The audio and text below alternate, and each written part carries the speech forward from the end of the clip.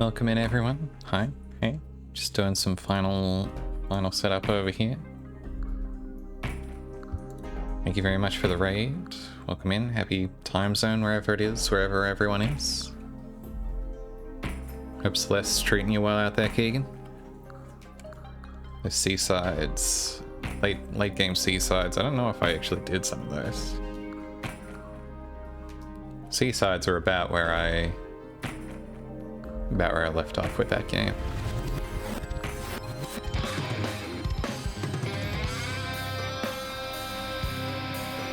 Incredible game, though, of course.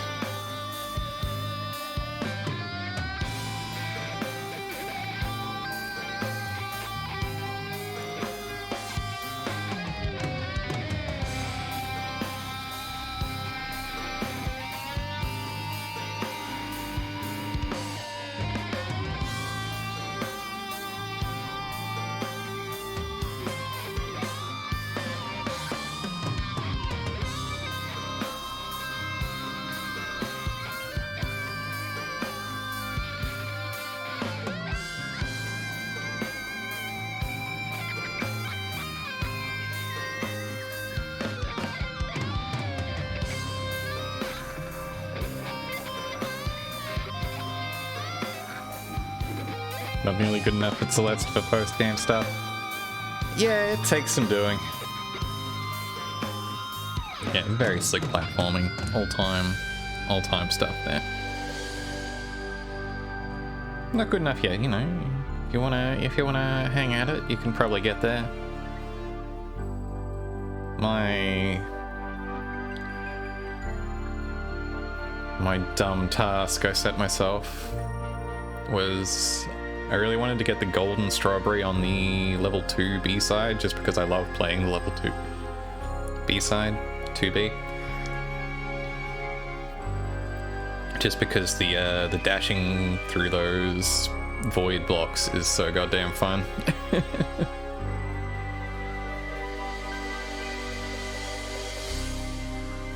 Using guides for some of the I think some of the collectibles for those blue crystal hearts are pretty rough. There's no shame in using a guide for that, but I get also not wanting that. Okay, that's the music is finished playing out. We can scoot on over to this screen. Hello, hi, welcome. Hey, why would you do that to me? I just appeared and you're doing that to me. Hi, welcome in. I wanted to play. Thank you. I am hydrating. I am still finishing my morning coffee. Hi. I wanted to explode some demons. And this is a game where you can sure explode some demons. There's some ostensible lore here. It's whatever. I'm gonna give it a shot at hard because I think I can handle it. Don't we all want to explode our demons? Exactly. Also, let me know how the audio balance is once we get in-game, because I did not have time to really check it out.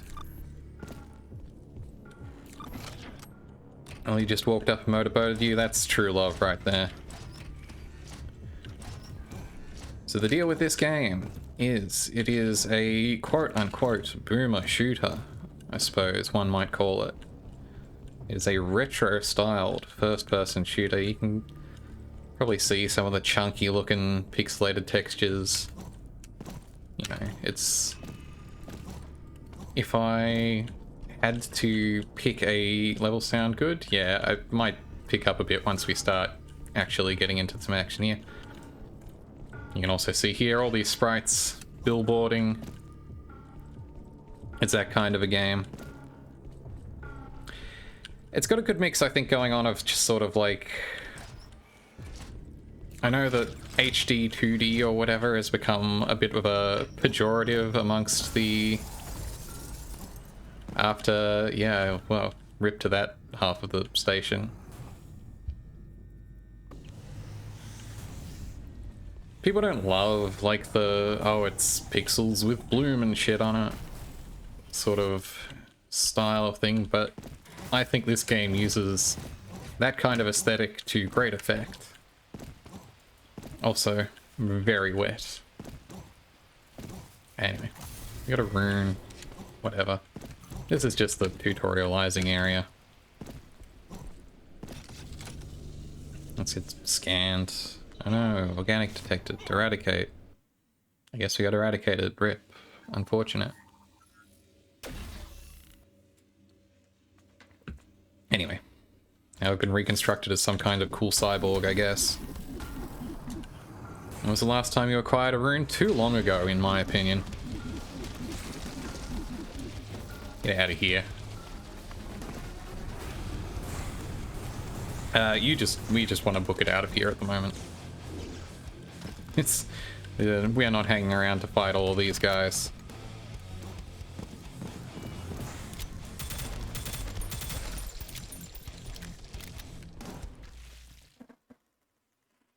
This looks gorgeous. Yeah, it really does. It is a good looking game, in my opinion. Incredible looking video game. There's also a bunch of goofy, sort of retro graphical options too. So you can set the virtual resolution down to have like the render resolution set to like 360p, or if you really want to get chunky, down at 200p. I think that's a very cute idea that you can turn it all the way down to 200p. It does kind of hurt the legibility of the game to actually put it down that far, and certainly on stream it doesn't work super great. Literally no reason to push graphics beyond late PS3 anyways, as you can see the differences lying for clout. Look, I think the gulf to PS3 to PS4 it's there.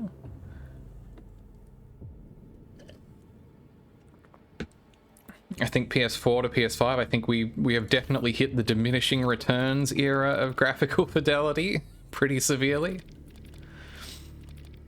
But yeah, in any case, good stylistic direction is going to win out over photographic fidelity anytime, to me.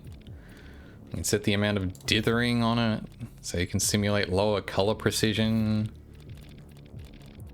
But I think the settings as they stand are probably what's going to look best for the stream. Let's book it. Let's get going.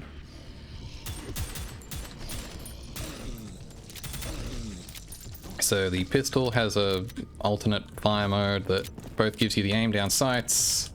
Hey, that is not a book. You cannot throw a book at me. I do not have that functionality. MGS4 and 4K is all you need? Probably. The pistol has an aim down sights. While you're aiming down sights, it also does burst fire.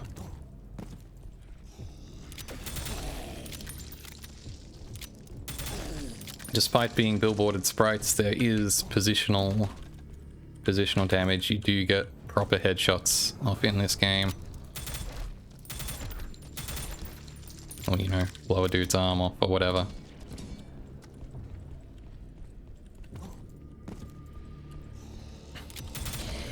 This game is also fast, which, you know, is what you want a good proper boomer shooter to be. You can really speed around the place. Stop that. Rude. I overestimated just how far I could jump there.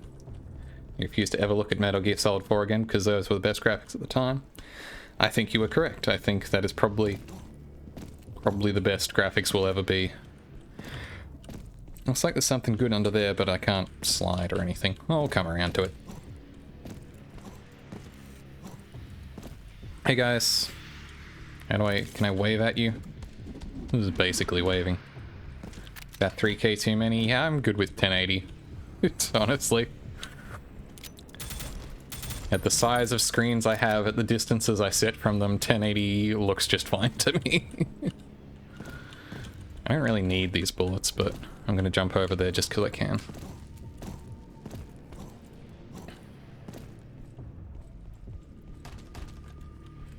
So this is an ore pickup that looks delightfully like one of those like Lego crystals to me, I think. I think that is the peak of mineral shaping, in my opinion.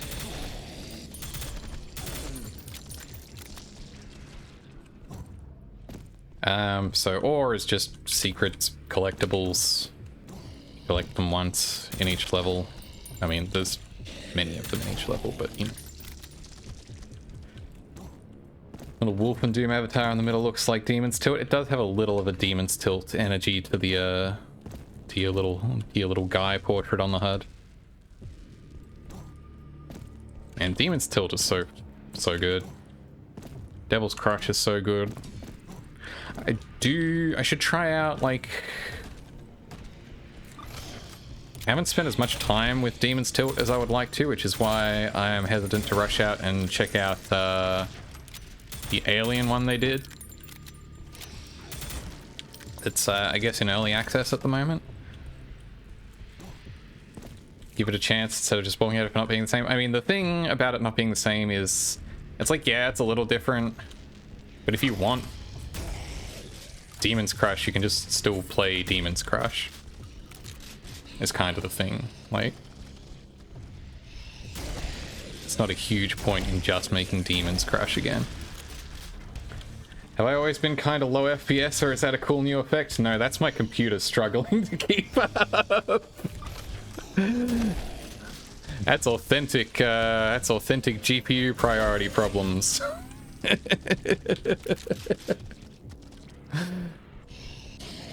But you know, that's the beauty of having a stream aesthetic. Is that when that happens, it's just how it is. Honestly, I could probably turn it down. Ah, oh, jeez. Never heard of Crush Pinball until you thought it was on purpose too? Yeah, exactly. It works out fine. Certainly there's not a lot I can do about it either, so let's just say I did it on purpose. You know, Devil's Crush is a phenomenal video game. Incredible console pinball action. Looks good? Yeah, I'm satisfied with how it's looking at the moment, honestly. Also, welcome in. So the shotgun has the ultimate fire on this is it charges up. And when you charge it up, it basically, you know, tightens the scatter on it, and you can, I think it gives it a boost of power as well. It's mostly useful if you want to take out enemies at distance with the shotgun, which you would think would be a bad idea, but no, it's fine, actually. Slug mode, kinda, yeah. I think I can get some collectibles in here. Like this. I think that might be... is there something else I can get in here? No, just that one. We'll come back here when we have a red key card. Like all good, again, retro-styled shooters. You're collecting key cards.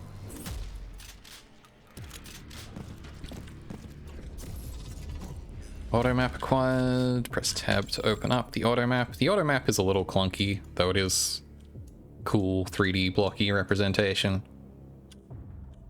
The problem is just that representing a 3D map meaningfully can be difficult to make super legible. Which, I mean, I guess it's about as clear as it's gonna get, probably, but for the most part, you just kind of want to play. 3D mapping is always a pain, yeah. More readable than Metroid Prime 1? I would hope so. There's been about 15 odd years of 15 years of development in between. I had time to learn more. Okay, thank you very much for the follow. Welcome in. This is where I just came from, right? Yes. Yeah, no, I can't go anywhere else at the moment, although there is a secret up there. Let me jump up there. More ore. Okay, well, I guess I already have full armor, so this secret is no good to me, but I uncovered it. It counts.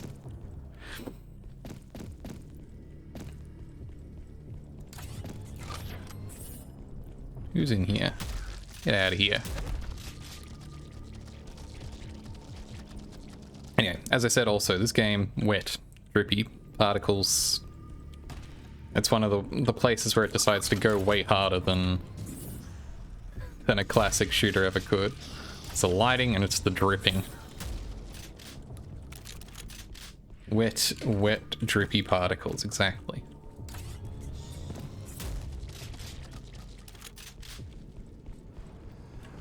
Oh, there's an ore up there.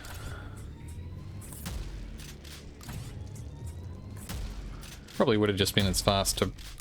Hey, dude, were you gonna shoot me? You were at point blank, were you gonna shoot me? Is that your plan? Are you gonna try that at all? Doesn't seem like it. Checkpoint. That's what the Nexus point is, it's just a respawn checkpoint. Yeah, quote from Woman Shot. Did not suffer that fate here. So if you fire both these at the same time, they burst fire for decreased accuracy, but if you just really need to unload in a given direction, why not? You really need to waste all your ammo immediately, why not?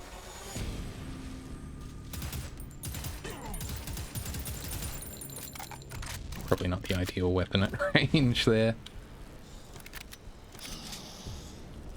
Let's scoot along the edge here. There's probably some secrets, right? I forget. There's a lot of secrets in all these levels, of course, because again, that's just good classic shooter design. I think you can get most of them on a first pass, but there's a handful. It's generally a lot easier to go back with some of the later movement options you open up. Rune energy conduit. Sounds cool.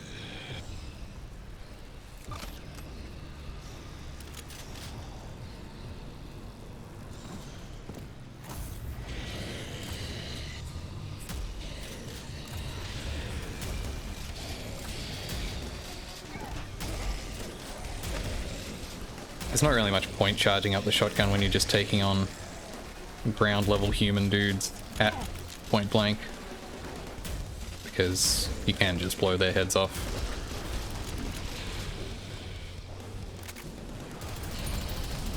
Without too much difficulty.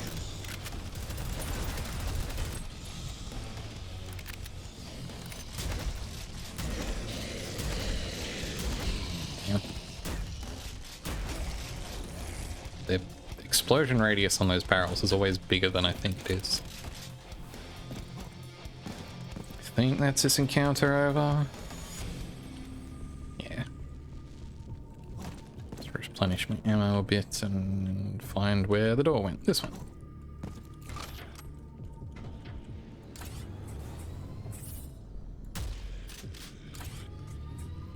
Look at these guys, hopeless shots. Okay, I shouldn't have mocked their accuracy. It's There's a wet VR shooter where you have to wipe enemy gunk off your screen like a blooper.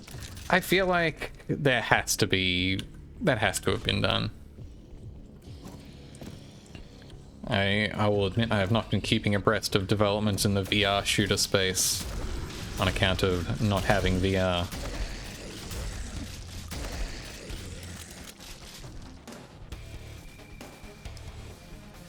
Not up on my gunk games, unfortunately.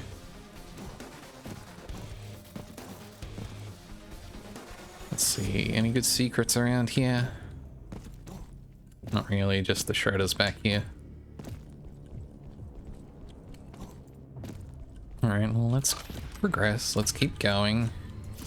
Hey, guys.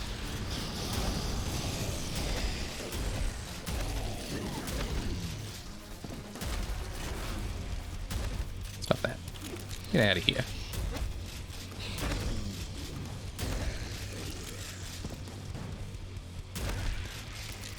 Highly rude. Who's shooting me? Where do you guys... Where did you even come from?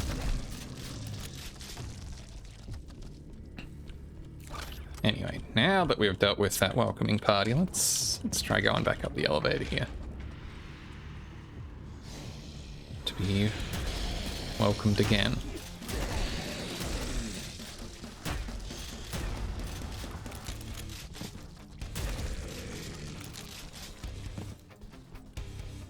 Let's see, you're good, you're good. Yeah.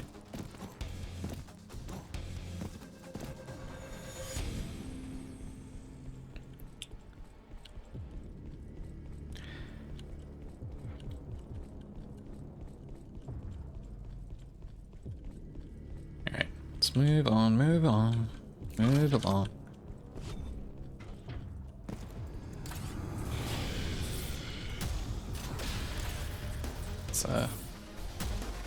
Let's just hide back here for a sec.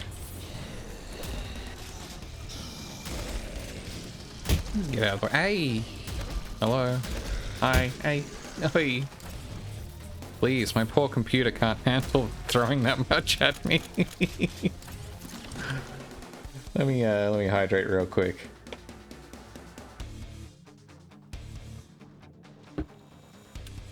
Hi, thanks.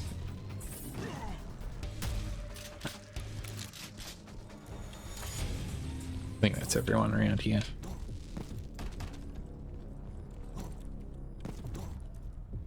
Any secrets I can see out here? No, I don't think there's anything I haven't gotten yet, or I haven't been.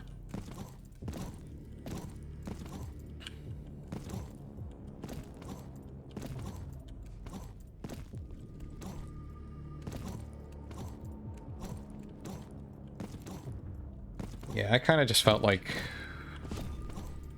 sometimes you just want a good game where you click on dudes to make them explode. One of the simple pleasures in life. And boy, does this game let you do that. You run around and explode some dudes.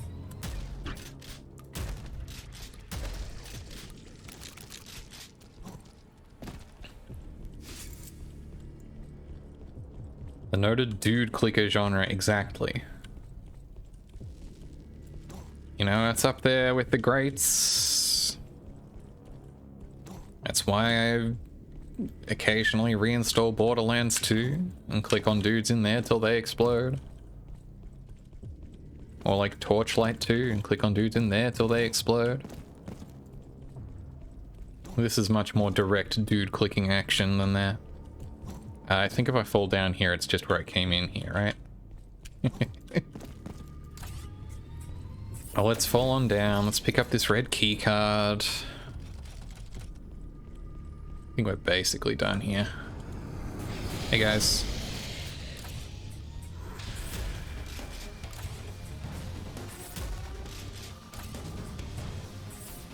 Stop fireballing me from back there.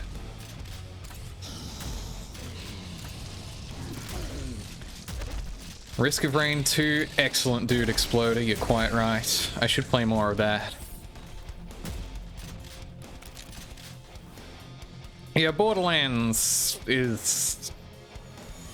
It takes some real brain off to fully indulge in, I think, because of course the plot is... writing is very terrible. Yeah, the thing that says over Borderlands is the writing is better. Yeah, because there's like none of it. The writing in this game I have found to be... what little there is unremarkable. It is pretty much an excuse plot. And that's fine because, again, you're not really here for the lore. You're here to explode dudes. Yeah, Risk of Rain 2, pretty good. It feels like one of those games that I think I would appreciate a lot more if I had folks to play it with. Ned asked what you had against Claptrap. You could only babble incoherently, much like Claptrap.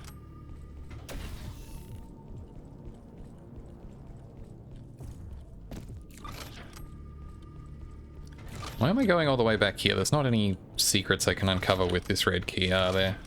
I'm wasting everyone's time. And getting confused and lost.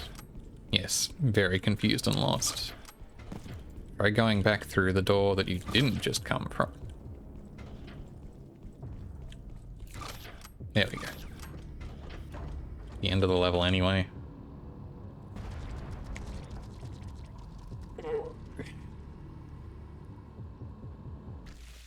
Only if there was some kind of a map I could use. Never wouldn't imagine such a thing. Apparently I only found 40% of secrets in there, so I don't know where the rest are.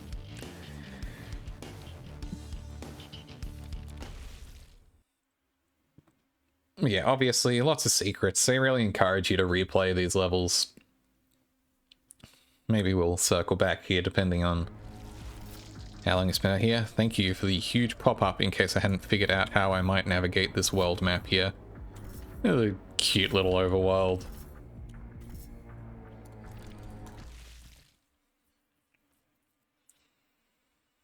Yeah, Risk Arena 2 is great.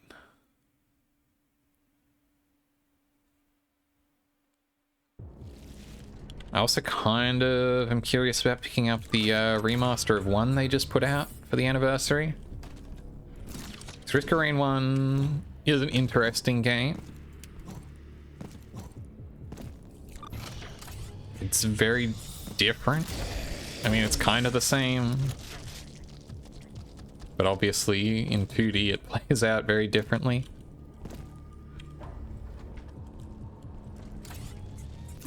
Oh, we got some big friends out here.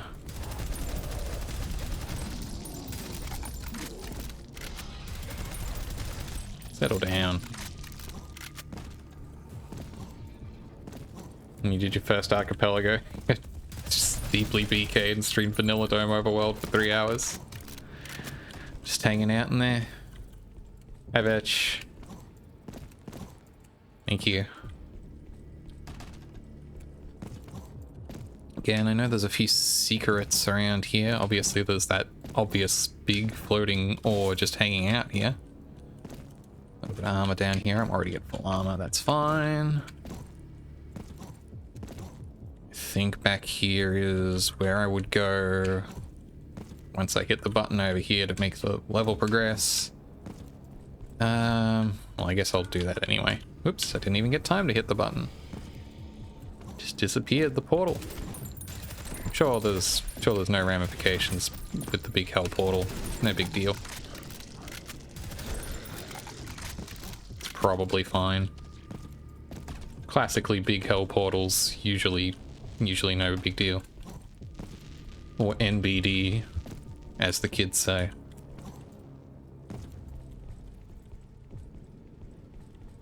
God, there is nothing I want more than another leak like the classic Sony Pictures email leak. I would love to see Sony Pictures emails from the last like 5 years. I want to see the Morbius emails. More than anything, I want to see the Morbius emails. You know, they've got some real high quality insights relating to that movie going around the C-suite. I want to follow Morbius Blue Sky. Yeah, you've got to see the Morbius re-release emails. That seems essential. You need to know how exactly that went down. Engage with Venom on YouTube Live. Exactly. You want to be in Spider-Man's Snapchat circle. Let me... Whoop. I know I can get up here. Whoop. Yes. See, that's the thing. That's the thing that the execs are too afraid, too cowardly to say. Anyway, now I have a rocket launcher, just in case we need that later. I'm sure it'll come in handy. Thank you, handstands. It is pretty wet in here. Amazing Spider-Man 2 is so funny. They get Green Goblin disease in that movie. What does that mean? I don't know enough about Spider-Man. So you don't need Sony for that. That's true. Doesn't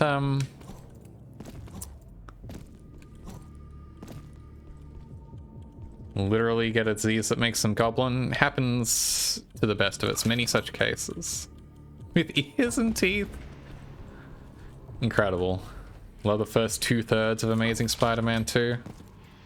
I see. Hey, I would appreciate if the elevator would go back up, please. I wasn't finished.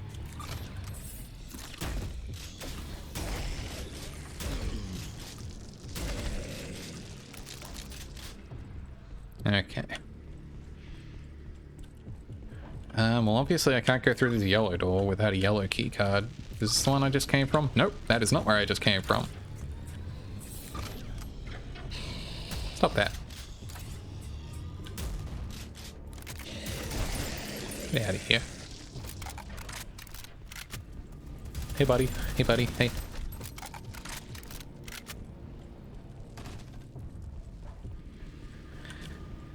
I have a confession to make. I've never watched a Spider-Man movie in full. I've watched like a handful of, watched like a little bit of some of the Raimi Spider-Mans. But, not a lot beyond that. How many kid-friendly boomer shooters are out there besides Chex Quest and Super Noah's Ark? I know there was a Nerf Arena game contemporary with Quake 3. I forget if it used the engine or if it was just around the same time. Hey, you don't look so great, dude. An X-Men Doom-like? I mean, there was almost certainly like an X-Men... Yeah, I'm not actually familiar with that one, I think. I don't have a yellow keycard. Why did I think I could use that? Where am I going? I think up here. You know, Doctor Doom like fights the Fantastic Four exactly.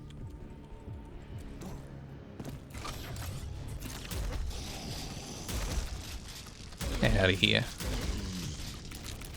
Go off with that.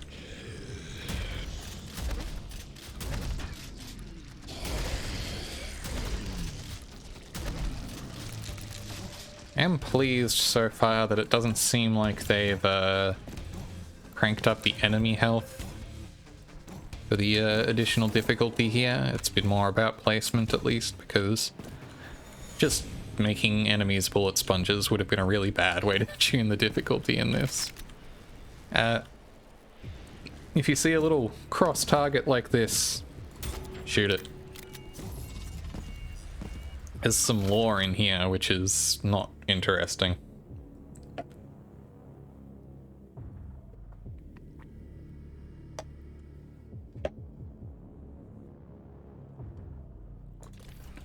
Yeah, I'm not sure how many other kid-friendly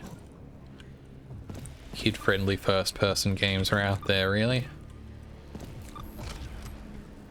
Oh, the X-Men Quake expansion, of course. Easy mistake to make.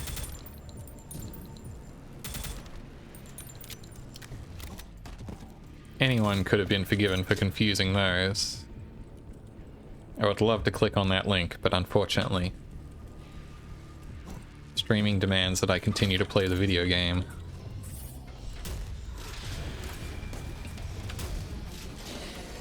Maybe in a moment. That dude was in a hurry.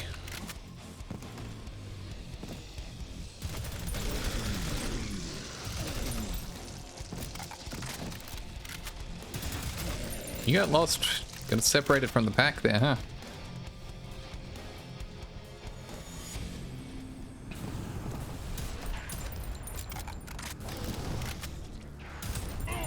Oof. I forgot about the that sound. Stock ass. Oof. Exactly. That's the noise I make. Oof. Hey. You'd think I could have dodged it at the pace that's coming at me. Ooh. Ooh. Please, my computer is going to explode.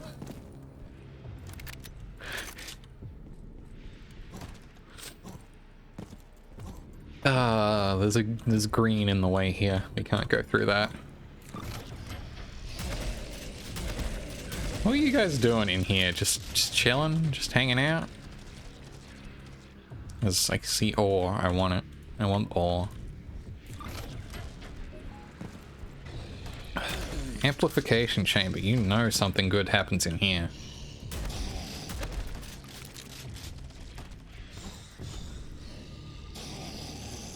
Thank you for the hydration.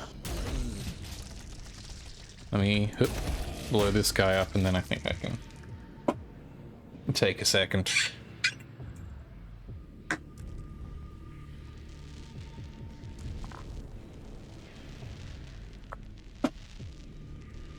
Alright. What's this equalizer visualizer doing on here? Amplifying, I guess. I thought I killed everyone here.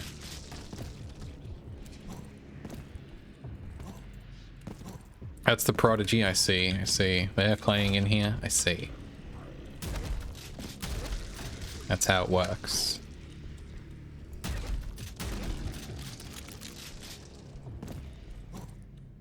So, shooters for the jilted generation.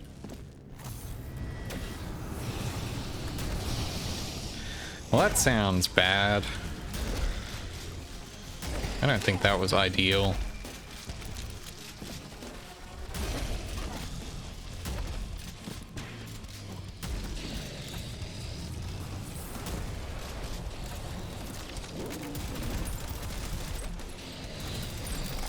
Heard of the Prodigy, but don't listen to them too often. Yeah, I'll be honest, it's not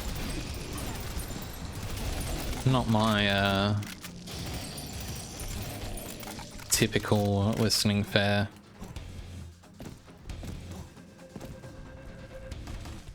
Obviously, you know, classic of the 90s.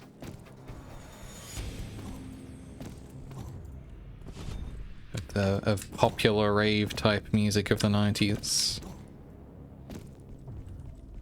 Yeah, it's been a while. Yeah. Is anything secret around here I could be picking up that I'm missing? Probably not, huh? Let's head on by. That dude was like right there. Mans was waiting for me. Anyway, there's no longer green obscuring our path back here.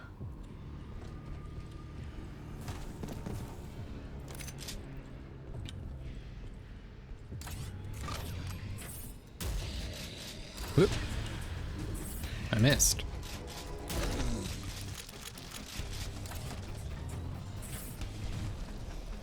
Hey. Don't even try it.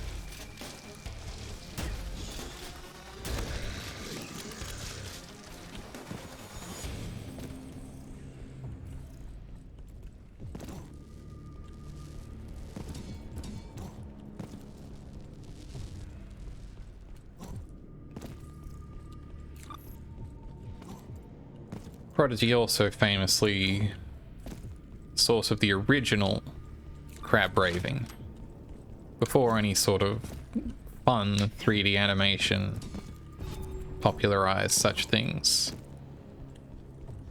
They had straight up speed lines on that album cover. That crab is booking directly at you. This is where I just came through, right? Yes. And restock my shelves at least. I've got the secret back there. I think we just gotta drop down here again. Wait, I can see something up there. I can see a secret I'm missing. Stop shooting me, I need to go in this tunnel.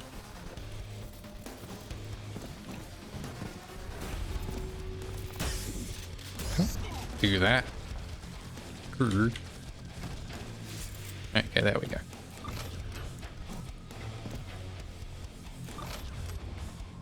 I really ended up going a little way out of the way. The PA sign out, that was pretty good. Seeing the crab and the frog and relating them only to albums from the 90s. Very good bit. What you all doing down there?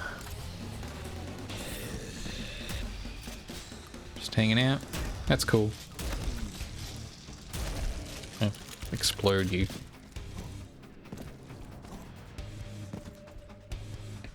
Where would I have yellow keycard, of course, and explore these nooks and crannies.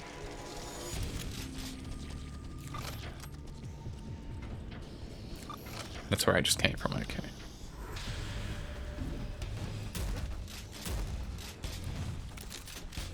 In here, no.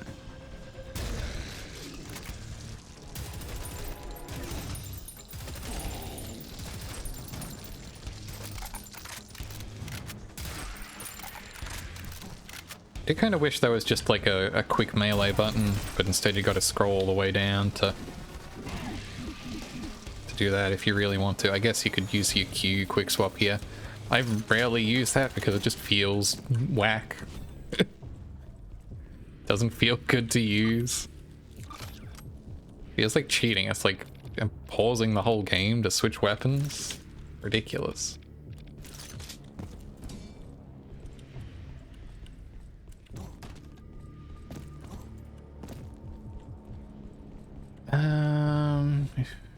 That's the way forward. Yeah, I've already been in here. That's nothing.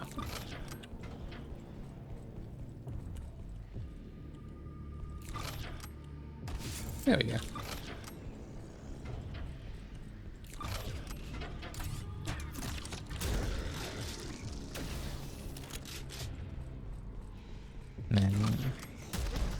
Did I never go in here? I guess not, huh? Fully meant to. I just forgot.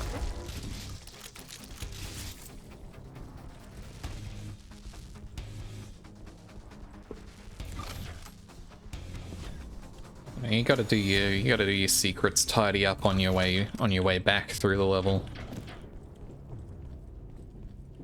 The train's pulling in, I guess.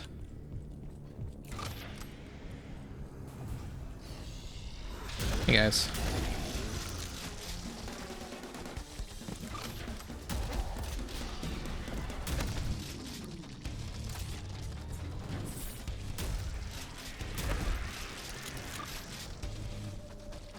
Problem with charging the shotgun is it is frequently faster just to run up and get directly up in someone's face than to try and particularly engage them at range.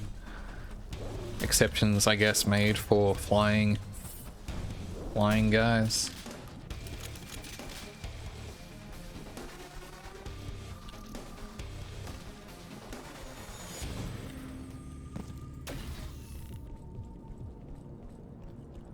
Let's see. Hey guys. I guess hey guy. Man, he's just straight up on fire and he doesn't care.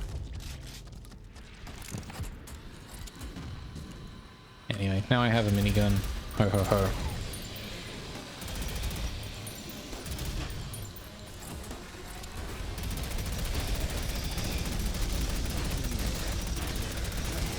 And of course, they really want to make sure you get to use it.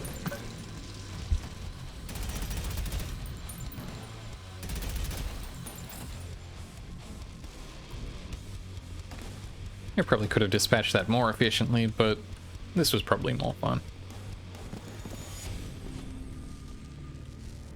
Anything back here? No?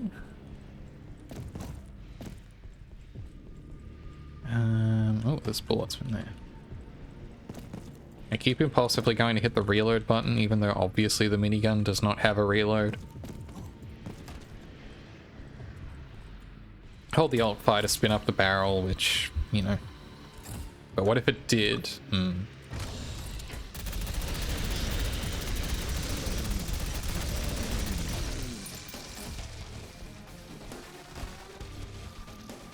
This is a certified wet moment going on in here.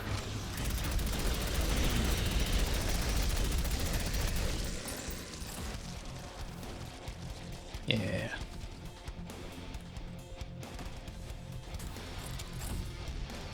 Now, could I just be using like my rocket launcher or something in here? Well, probably. Wait, you didn't all get hit with that rocket? You feel like you need a bath? Yeah, it's grimy.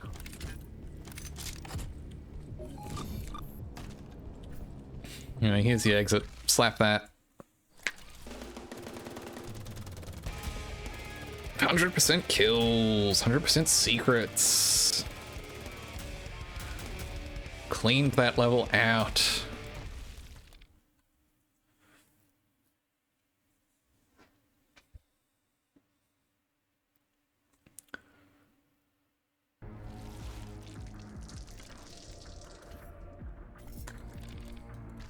Am pleasantly surprised that despite it taking its toll on my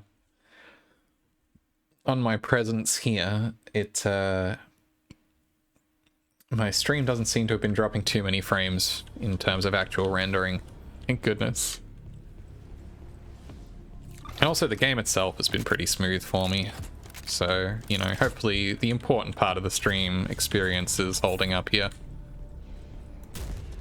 Give me fuel. Give me fire. Give it da. Stream's great, just EP. That's cool.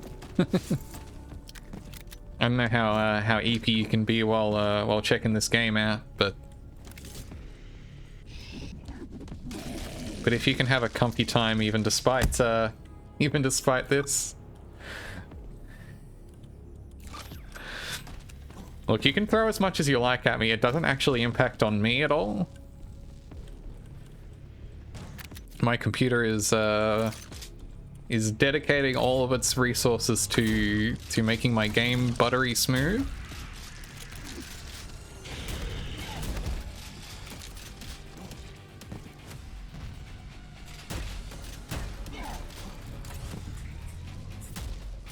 It's not too concerned with rendering me though.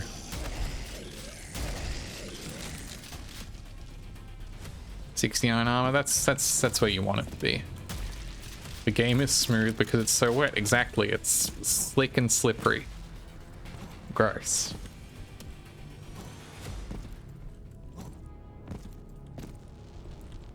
Oh, sorry, 69 armor gone. Nothing gold can stay.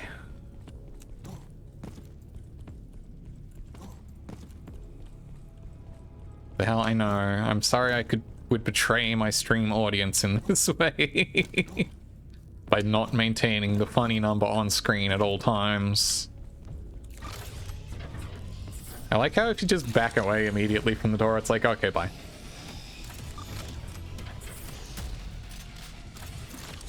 It's like, well, no, I was hoping that if I backed away I could, you know, pick off some of these enemies, and it's like, no. You're not doing that. You thought you were smart. You think you're slick. Oops. I thought I was slick and then I reloaded. Stop that.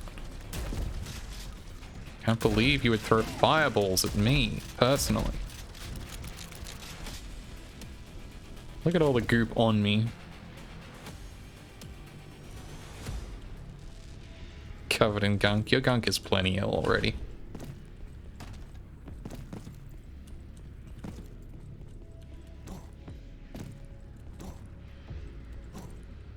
There's some guys in here. Look at them. Just hanging out.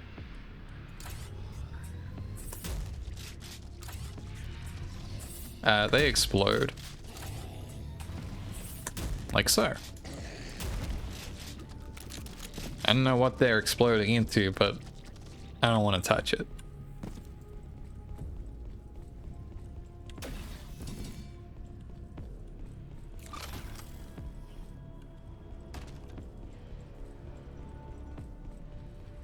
Hold shift to sprint in case you forgot. I'm always holding shift to sprint. That's my secret. Step a little closer to the barrels, thank you. There we go. Forgive me if you explained. Can you just keep this charged indefinitely? Yeah, if you just want to always be holding the right mouse button to be prepared, you can. It's exhausting on your right mouse button. Welcome in, Emily. Hey. So yeah, you kind of may as well do that if you're prepping to go into an encounter. No longer asking for forgiveness. Thank you for the hydration reminder. I will do that, in fact, while I've got a moment here.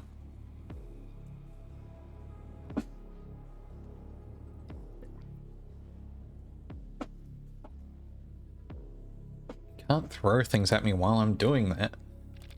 Choke. It will be a disaster.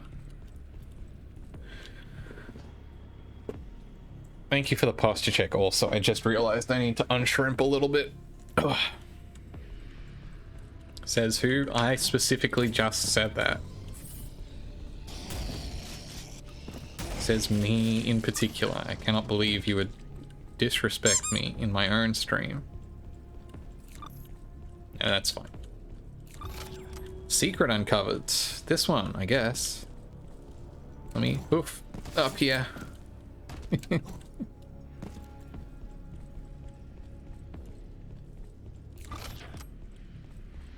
I will say, apart from seeing the preview on my VTuber up there slowing down, I know this is taxing my system to do all this because I got that lovely hot silicon smell. Guys, why would you roll these explosive barrels down alongside your charge? That's just... You didn't think this through very well. Really poor planning. Classic blunder, to be quite honest. That's not them doing that? Oh, is that you? Thanks for rolling those down. It's a violent TK. Yeah. Chained Kong.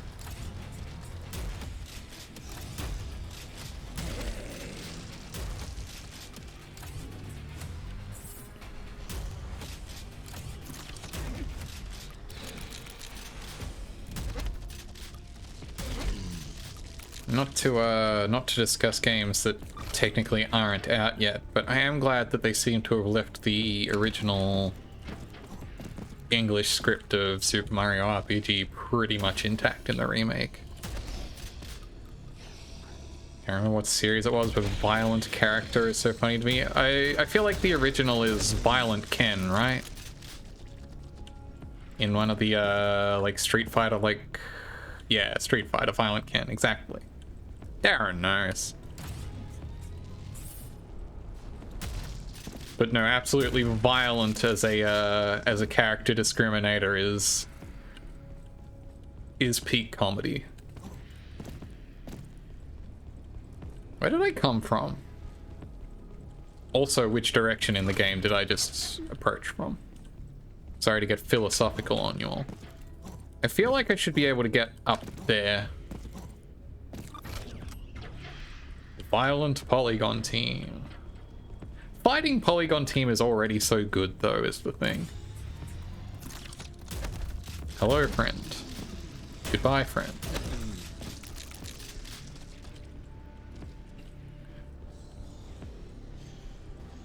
I'm really juddering up those stairs, huh?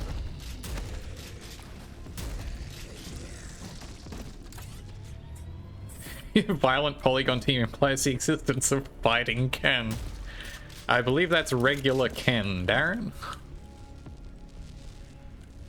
I think that is the classic edition Ken. You know, I probably can't get up to there with my current moveset. I probably should just continue through the level, I guess.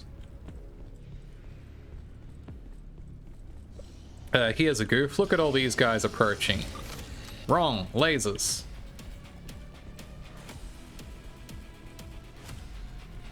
Seen Street Fighter the movie 1994. He would never want to fight. Mr. Minigun, you are behind the blast shield. You will not do anything to me back there. I cubed those guys. Exactly. I straight up Resident Evil movied them. What are you doing back there anyway? Just looking at me ominously. I'll deal with you later. We'll do battle later. These guys all just hanging out, waiting.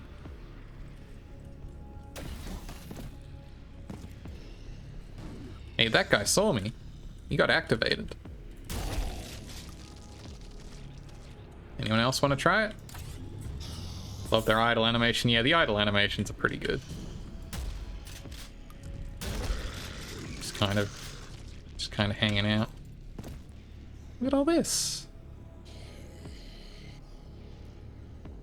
There's a guy over there, you can hear him snarling. This game is good looking. Good looking video game. Hey dude. Do you want to come enjoy the vista with me? No? Sorry. I exploded your head. Stop hitting me. Speaking of Mario RPG, yeah. Anyway, that remake looks pretty good. Hey, don't do that.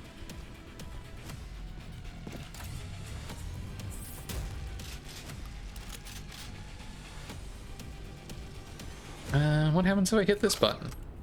Oh, is that a secret? Okay. Rocket launcher.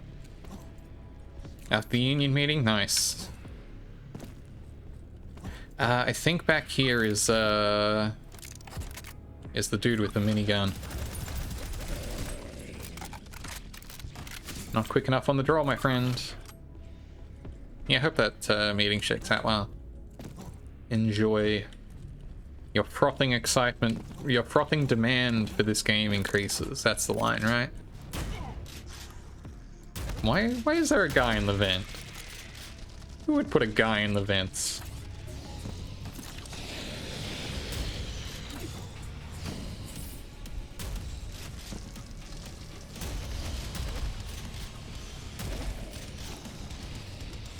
Do you guys get hurt if you walk through the goop here?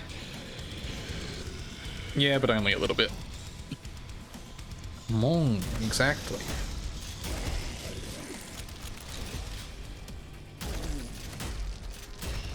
Yep. Okay, I should probably swap to something other than...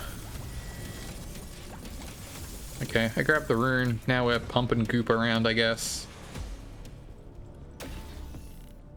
Delegates meeting, you're just a guest, yeah. Sit around. Observe. Hey. Secret. I guess there's lore here. Ice factor. I see. Okay, whatever. Hey guys. Got him.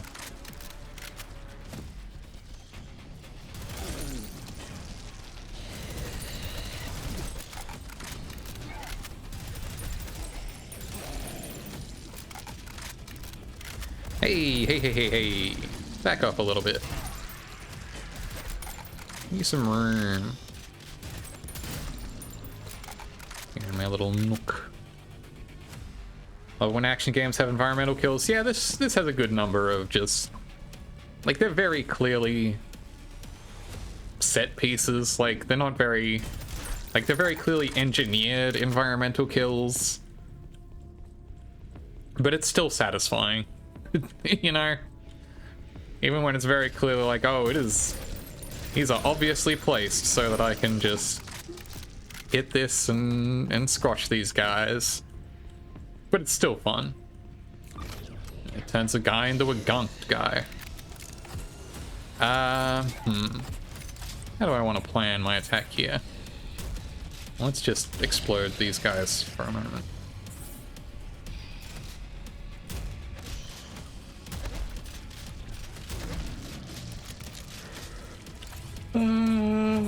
Let's take you out from about as far away as I can.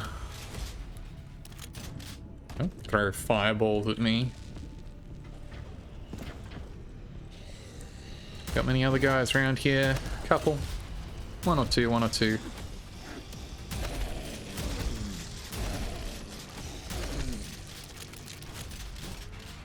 Good and wet, just benefit from a little more screen splatter. Yeah, I think that's true. I'm glad that the gunk does at least get on your HUD on your HUD business, like on your weapon, but yeah, it could stand to gunk up the screen proper a little more. Who shot me? I literally don't know who. Oh, this guy. Okay, yeah, we're back around at the start, so there's no secrets I haven't already seen in here. You just gotta get back on that train. Did Metroid Prime have a HUD wiper? Yeah, I think that is a high tier gunk game.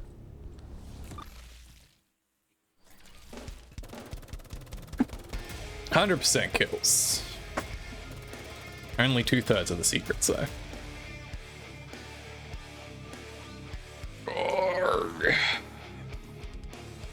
Alright, we've been running for about an hour. I am going to take a brief stretch and bathroom break, and I am going to run some ads, which I humbly request you all just don't look at.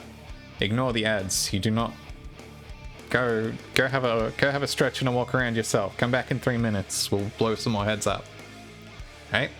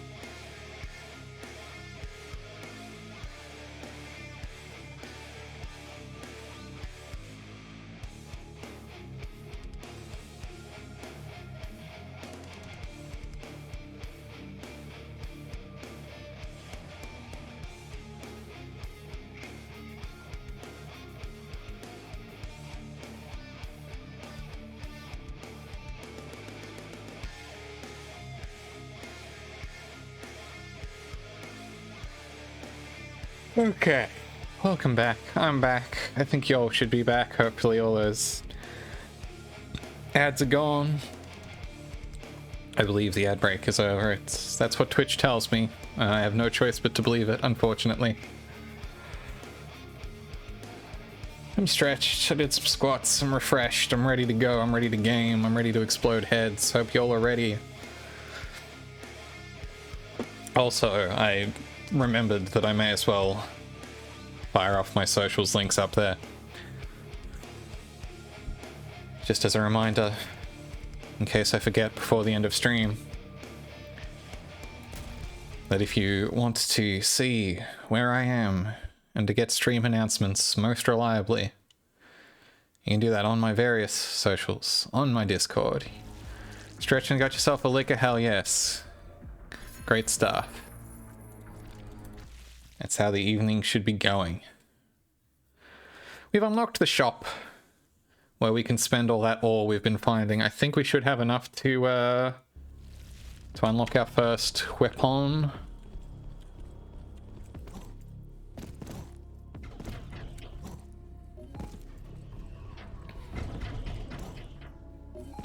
Welcome to the shop. I do feel welcome, thank you. Ore can be used to purchase weapons and upgrades from the shop. Here's a freebie. Excuse me, I am going to sneeze, one moment.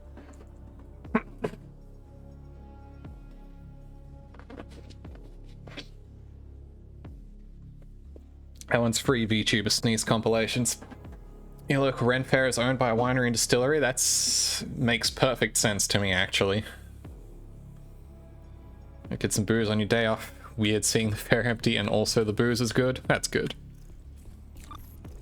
So yeah, we've got 16 ore, which is just enough to cash in on our first weapon purchase here. We can get the super shotgun, 4 barrels, more than enough to kill anything that moves, or the plasma rifle. Plasma rifle, I think. The plasma rifle is like strategically more useful because it adds to our... it uses a different ammo reserve than all the others, so that's good.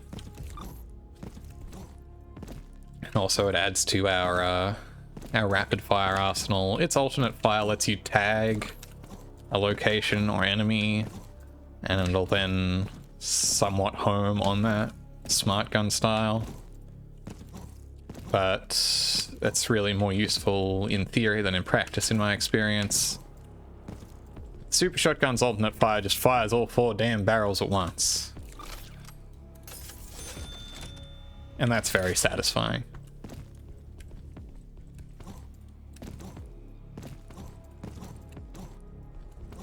Let's check it out. There's a firing range over here.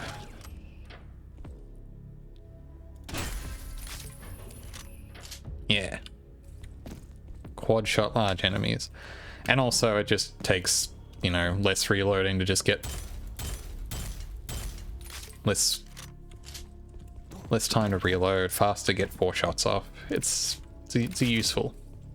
It's a useful, my professional review.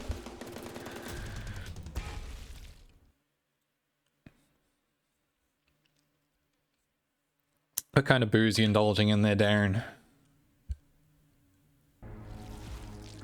If I may ask. We gotta head over here to Wretch, which is a good boomer shooter level name, I think. Peach tea whiskey cooler. That's a lot of words. That's probably nice though. I can imagine that. Need to level after you? No, don't be so hard on yourself. Don't be like that. Howdy, Adam. Welcome in, welcome in.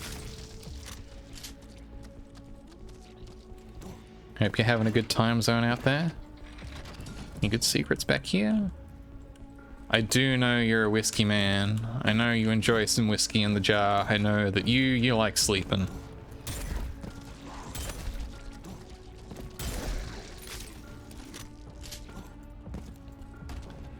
Some kind of alarm system. Hey.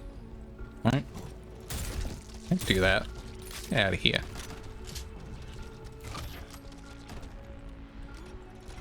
I think... do we just have to leap in, or maybe in a moment?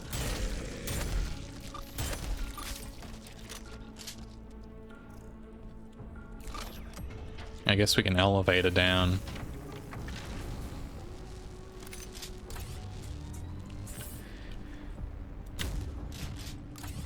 Oh man, I missed and only took off his arm. I like how dismembering this dude's arm does not seem to have stopped him from generating fireballs and throwing them. Handle of bourbon from up Jazz's way. Get 2, yeah. Good thinking. Good thinking. Sneezes him like a Super Mario? Exactly, I see. I understand now. This is a perfect use case for our super shotgun. And just explode that dude. Fully exploded. I guess... I feel like it's more obvious on the Luigi sprite that he sneezes them. I feel like that's the classics. There's like definitely a sneezing fireball Luigi sprite happening. I forget if that's official. Is that the official Mario World sprite? You know, from all the times when you played Super Mario World 2-player, which is a thing that people do. You ever think about how those games have 2-player modes and there's just like, it's so barely anything? It's like, yes, technically there are 2 players here. It's bullshit.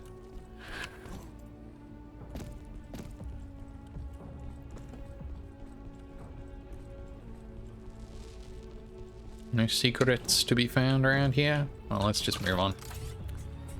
Into the vents. Yeah, turn taking 2-player. It's like... If you're gonna pass the controller anyway, functionally, what difference does it make that it's Luigi? Anyway. Look at these god rays. Or crepuscular rays, or whatever the name is.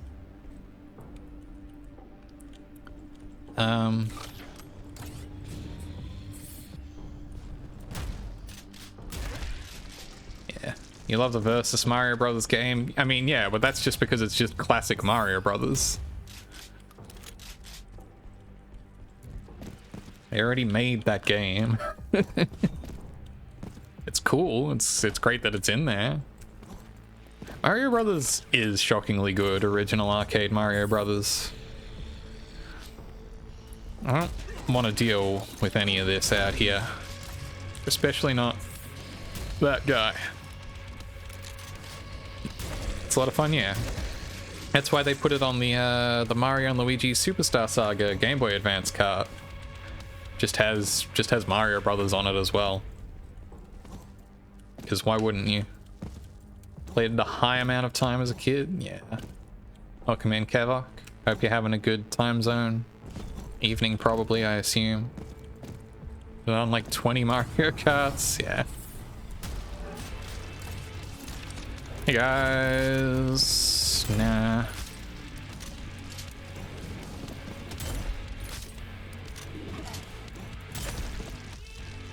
All the Super Mario Advances? Yeah, I guess they just had it lying around. They were like, hey, why not?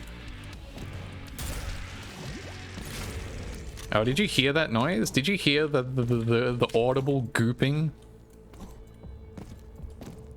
I guess that's probably from the waterfall back here, huh? GBA Mario Brothers was reused from an unreleased SNES port? I can believe that. Kind of weird that they didn't put out a SNES port of it. Like, they could have bundled that in with something. It really feels like they could have found somewhere to use that one. I heard you whooshing. You can't sneak past me that way. I guess this is probably where you would get the rocket launcher the first time if you hadn't found all the secret rocket launches.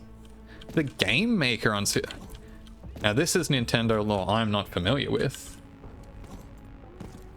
Probably could have fit it on the All-Stars cart. Maybe, exactly.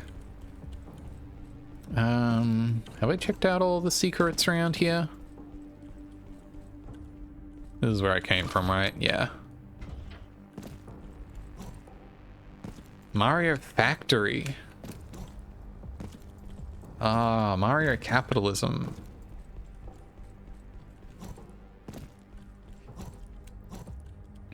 It's crazy that they were even thinking of doing that on the Super Nintendo, honestly.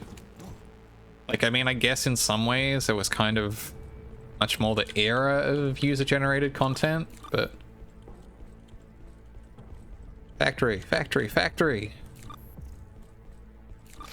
This is not Cat Planet. Anyway. Those guys did not have a chance. Had the idea since the SNES and didn't do it until the Wii, I know. They were really struck while that iron was hot, huh? I mean, I guess...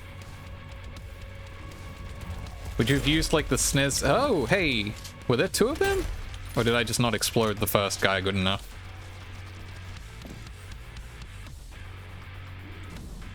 I guess Mario Paint is, like...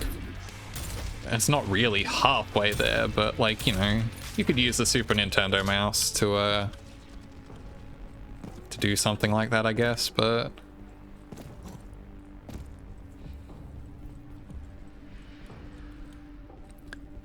I mean, I think also it was an idea whose time perhaps hadn't really come in some ways, you know? Like, how would you swap... Like, you know... What are we, some kind of Doom 2016? Exactly. This game is, I would say, very clearly taking cues from Doom 2016. I should play more of that game. I have it. I played, like, the first, like, level of it, and I was like, this seems cool, and then just haven't picked it up since. Anyway, how you doing, Jazz? You'll like it? Exactly. That's what I'm all the time saying about my friend Jazz Frogger, is that she's like Doom 2016.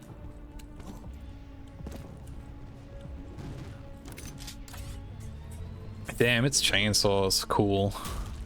Exactly. You guys were just distracting me from these guys coming down here. I only finished the first episode of Original Doom. I'll be honest, that's about all you need to play of Original Doom 94. There are diminishing returns on those shareware episodes. I have oft remarked upon the nature of... Oh, hey, I heard you reloading up there. It is oft remarked about the nature of shareware episodes. Is that the free one is where all they put all the good level design, and then once you're already on the hook for the rest of the levels, they just put whatever in there. I think even with something as highly acclaimed as Doom, I think that still holds true. Like, it may be one of the video games of all time, I still think episode 1 is pretty much what you need. Need to get into Mario versus Donkey Kong. It was a weird direction for Magic the Gathering to go.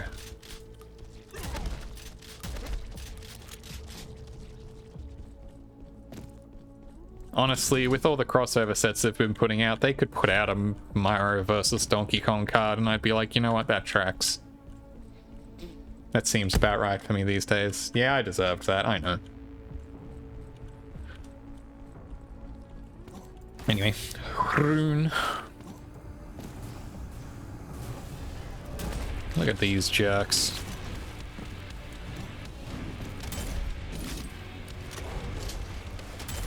Let me just circle strafe around y'all for a moment.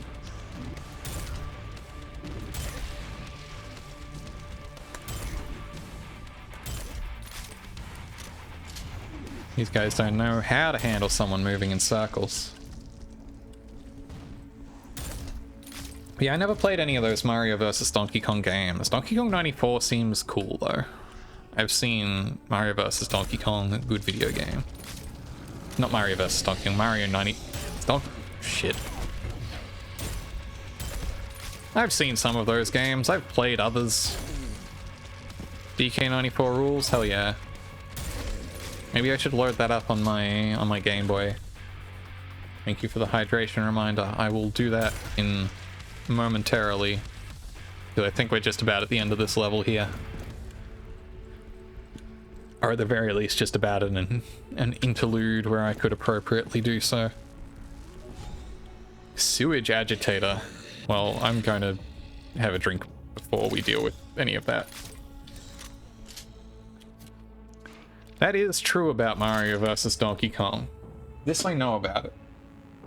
A video game made for the Nintendo Game Boy Advance. Many such cases. Is the new one they're making like a reboot or a remake? What could go wrong? It sounds to me like there are some mixed opinions in the chat here on Mario vs. Donkey Kong for the Game Boy Advance. Just a remake? Oh, well that's cool, probably. This sewage is gooping around down here. Not a fan.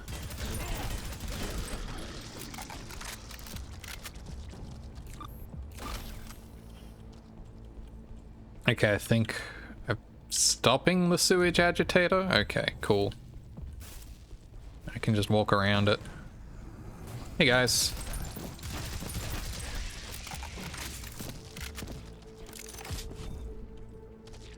What's even happening down here? Is that anything? Probably not. Hey, didn't you fireball me from around the corner? See, I never played that Game Boy Advance game. I thought people liked it, but apparently not here.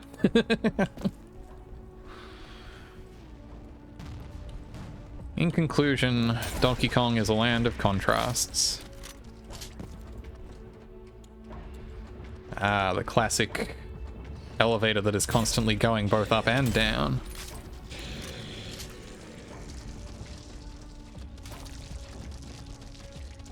You beat it and don't remember it? That honestly is about the most damning thing you could say. It seems like not what you want from a video game that is good, as it were. Controversial Donkey Kong opinions? I know. No one has ever held such a thing before.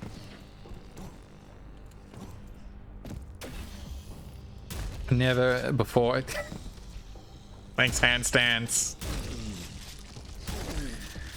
You remember Bubsy strongly? Bubsy leaves a strong impression is the thing.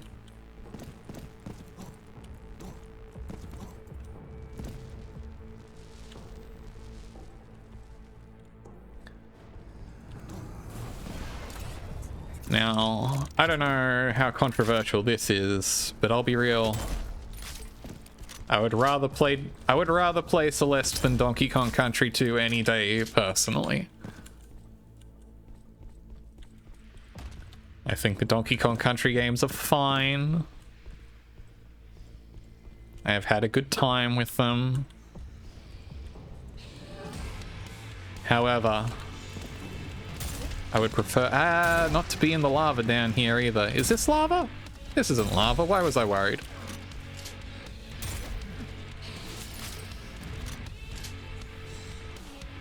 Until the scary version is being played doesn't fit in the text box. SMH my head. Speaking of Donkey Kong, this floor isn't lava.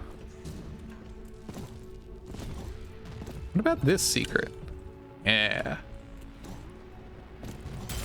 Anyway.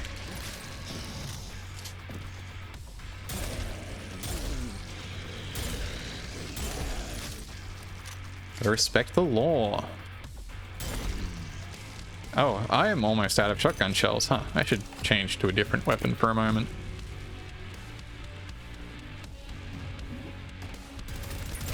And also pick up these shotgun shells. Clearly I just came from down there, so I will not bother. Hey! Rude. I want that ore up there. How do you reckon I can get there from here? Probably through this doorway, to be quite honest. Oh, it's just straight through, huh? You fireball me up there. Oh, okay, maybe from over here?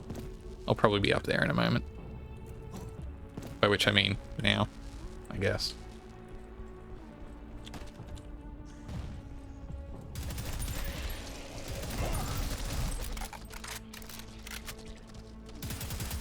Get down from there. Okay, well that's enough of that. I've got plenty of shotgun ammo again now.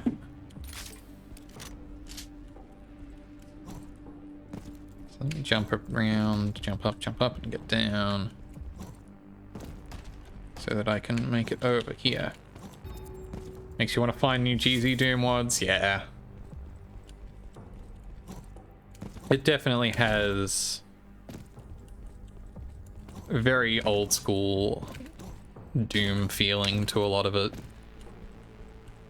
Just in terms of, hey, bunch of enemies, plow through them all. I like the movement. I think that is satisfying. It's maybe not quite as like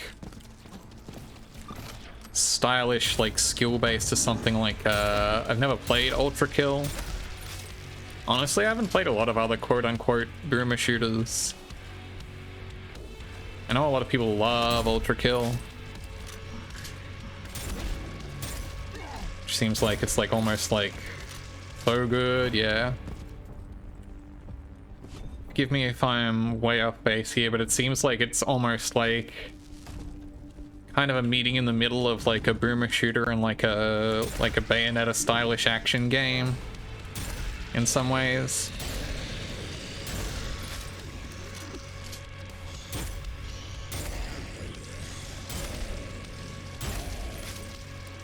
As if maybe someone who saw Doom 2016 moving in that direction and was like, this doesn't go nearly far enough. But I can't say that for certain. I'm only relaying secondhand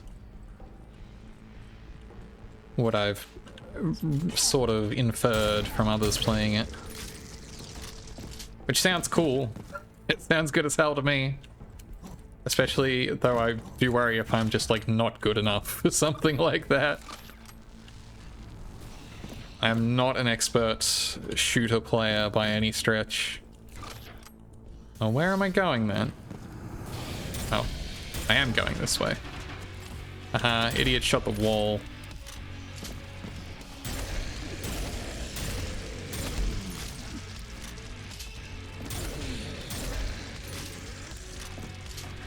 Honestly, I haven't played that many like stylish action games either. I have a copy of Bayonetta 1 and 2 for the Nintendo Wii U. I bought the special edition 2 physical disc version.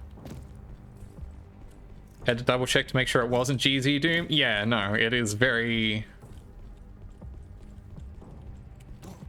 It is very much in that style. Very directly so. Yeah, the Nintendo Wii U.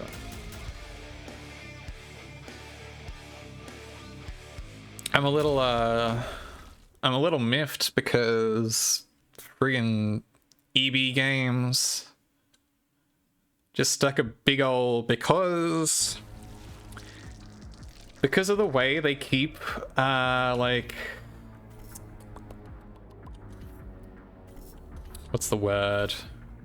Because of the way they keep stock for like discs for multi-disc games, they just put a big fucking... Oh, I will collect runes to unlock new levels, thank you. Once you have 6 levels, you can unlock runes, you can unlock this level. We'll get there in a moment, I guess. They just put a big fucking barcode sticker on my Bayonetta 1 disc, and I'm pretty sure that's the reason my Wii U won't read it anymore. Not that I need a disc to play games on my Nintendo Wii U, but anyway. This game also does have a few little trial maps, which are just little skill tests for a given weapon. Hit all the targets in under a minute to collect an ore prize at the end. Timing, reloads, and accuracy are key to success. It's nice to pretend. Wii laser reads the barcode, exactly. The advanced storage technology. Shoot the targets. I will. Whoops. I fell in the lava. You may have noticed.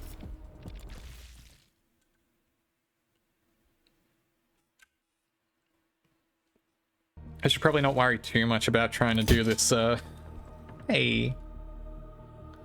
I should probably not worry too much about trying to do this perfectly on my, first shot up here.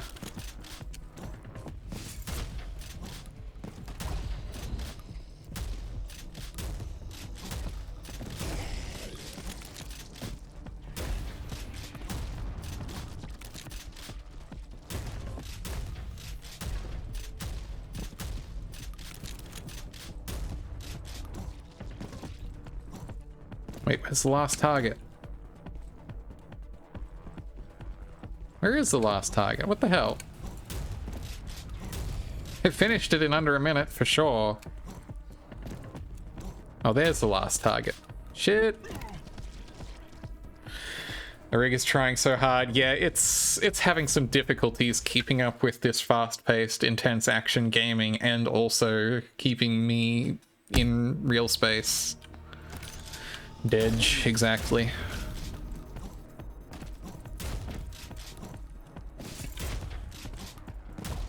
Okay, well this time I'll remember where the end game target is. Anyway, you probably want to do a couple passes on here anyway, because in addition to the strict timing based challenge, they do also just have some. There we go. See? Wait, how do I get all these? Carefully, I guess. Ugh, I got 2 of them. F4 gore.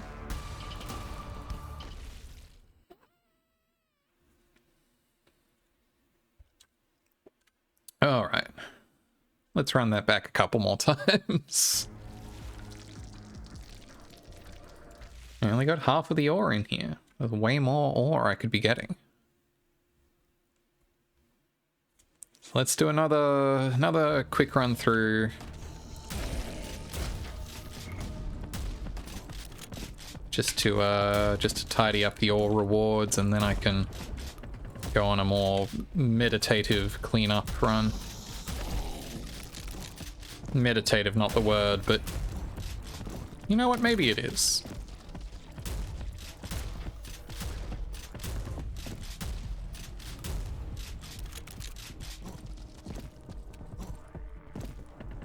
Wait, where is the...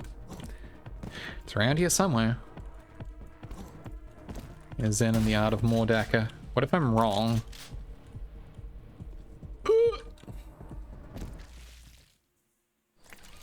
You know, maybe I need to come back to that once I've got like the double jump or the air dash. Maybe I just have to live with one less ore for the moment.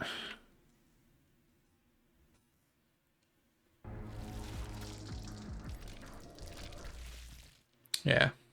You know, it can be meditative, I guess. Zen head exploding. Alright. Let's really wander on through here.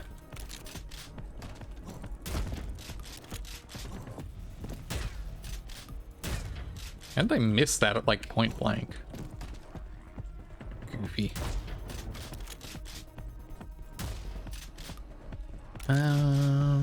There's something up there. I don't know if that's where we come out from somewhere else.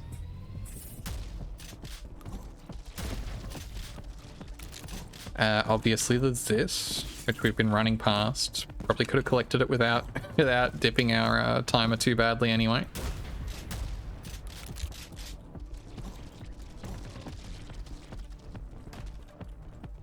feel like there's a multiplayer map they repurposed. I don't know. It's possible. Kind of has that vibe. I don't know, it has a very straight line vibe to me, is the thing. I haven't actually checked out the multiplayer. It does have that, so theoretically it's possible. Is there something I could be grabbing by not whooshing in this this path here immediately? Probably not really, huh?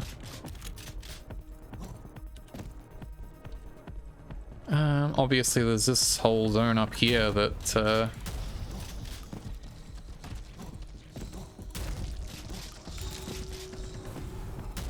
that you would not go to in a typical run. Maybe that's where you're supposed to go to jump all the way over there. But I've been too slow now anyway, so never mind. Why is it here? Let's say that there's secrets. Yeah, I don't know. Maybe it is a multiplayer map. Who can say?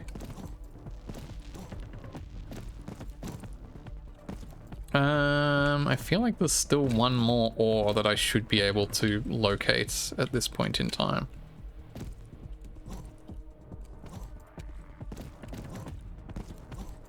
About this way? Anything out in this direction? Not really, huh? I was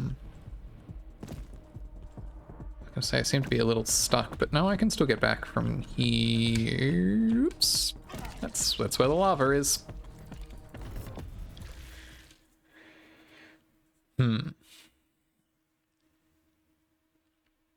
Because there's 6 total in the level. I've already got 3. There's 1 in the room up ahead, which we're about to get. There's 1 in the rewards that I just haven't got yet.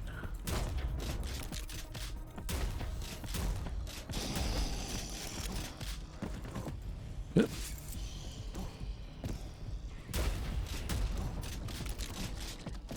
Which means there's still 1 unaccounted for.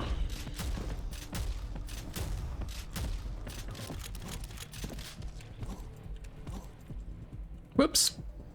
Not how I intended to do that. And then there's no real way back up now that that's the case. Okay.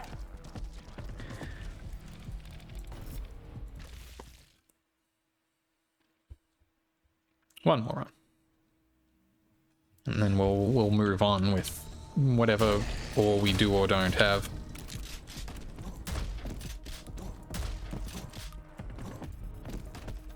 Yeah, excellent point as to why this isn't a multiplayer map.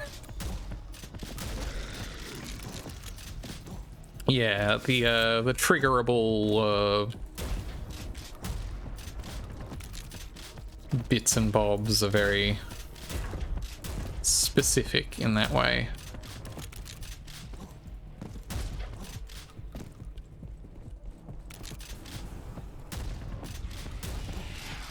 Whoops. Out here, all you.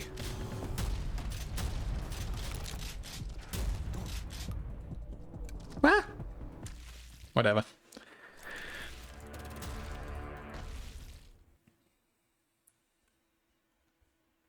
I'll come back for those remaining ores some other time. Where? Let's move on to playing some actual levels. Genesis Part 1. Just like my huge multi-part this prog rock ass level. You know, the first battle for the mortal dimension took place here.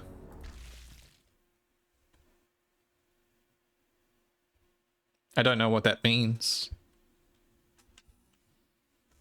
Probably means I get to explode some guys. I hope so, anyway.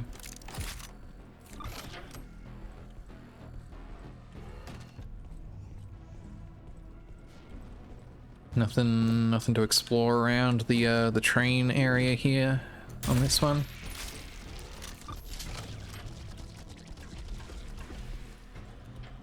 Open up the windows, check out the guys.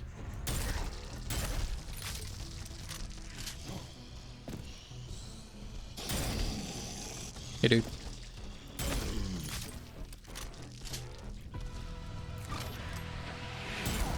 Just realized I was forgetting to hold shift. Just forgetting to sprint everywhere. I should blow those guys up before they get quite as close to me. I think will be better for my overall HP count. Bold new strategy I'm thinking of trying out.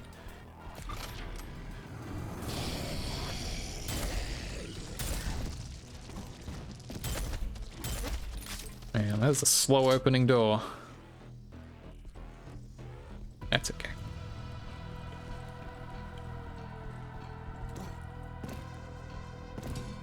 Some light potholing going on around here.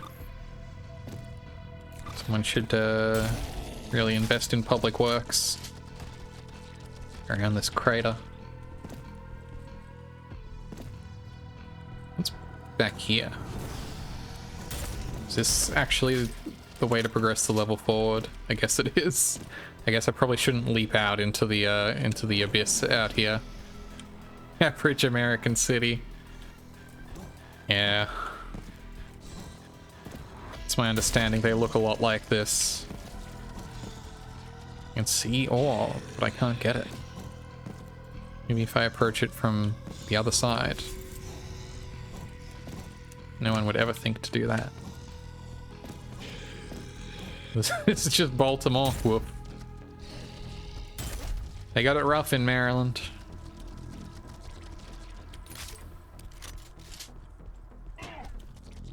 Thought there was a window in the way there. I guess not.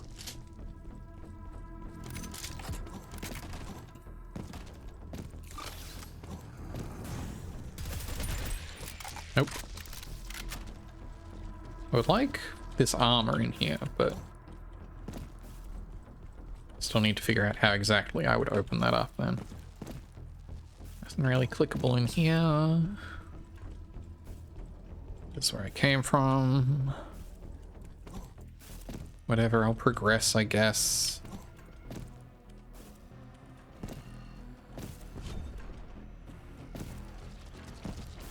Oh. There's some goop in here. Shunt. Back and forth and back and forth. Been some wipeouts in here, I think. Yeah, Baltimore, famously the capital of Philadelphia.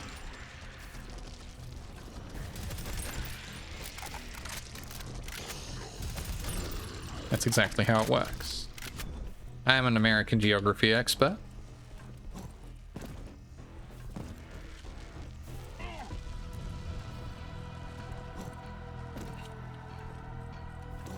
Also the home of challenge piercing. That is an important distinction of Baltimore, yes.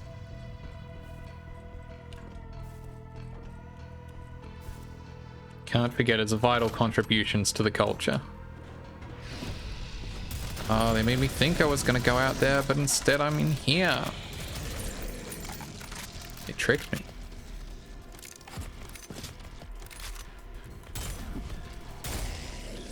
You guys, what are y'all doing up there?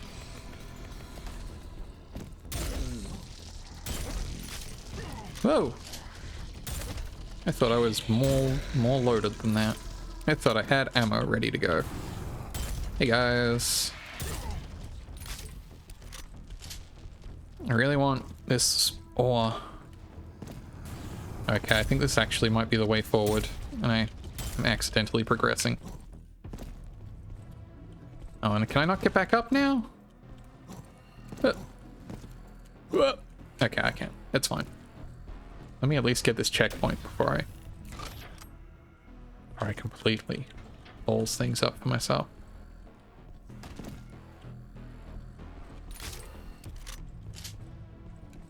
Okay, fully loaded, fully stocked, fully ready to go. Speaking of the phrase fully loaded, who is the movie Herbie Fully Loaded for? Why did they make a Herbie the Love Bug movie in the 2000s?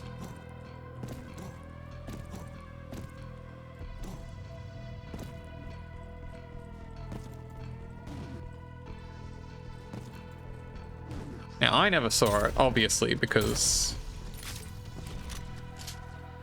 He thought it was a joke. I mean, maybe it like was. Maybe it was supposed to be like one of those like ironic reboots that were so popular in the 90s. You could put Lindsay Lohan in anything in the 2000s, exactly.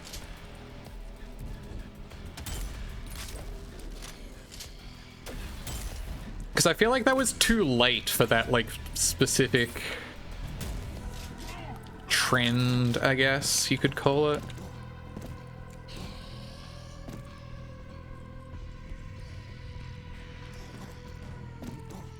Because it was... There was like that whole... It was kind of a thing, like the 90s going into the 2000s, the kind of like ironic nostalgia trip. Where it's like, oh look, we made a live-action Flintstones movie. Look, we made a Brady Bunch movie, and we kind of know that the Brady Bunch is stupid. And then they made another live-action Flintstones movie. And it didn't have John Goodman in it, so what was the point?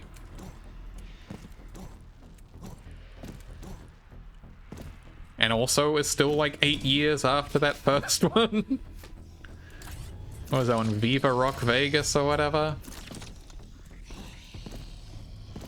Look, the original Flintstones live action seems like at least vaguely interesting. Thank you for the hydration reminder. I should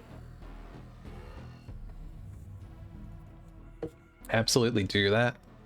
I haven't seen it front to back, but you know, you've got John Goodman, you've got Rick Moranis, you've got friggin... what's his name? Oh, I can only think of Carl MacLachlan. David Lynch collaborator Carl MacLachlan is the villain in the Flintstones live action movie. You watched Master of Disguise this year and you don't know why you subjected yourself to that? That is a good question, why anyone would do that in the year 2023. Frankly, it was a good question why anyone would do that in the year 2001 or 2, whenever that movie actually came out. Jesus, Leah. One more final. I need Yabba Dabba Doo. Christ. How am I supposed to game under these conditions?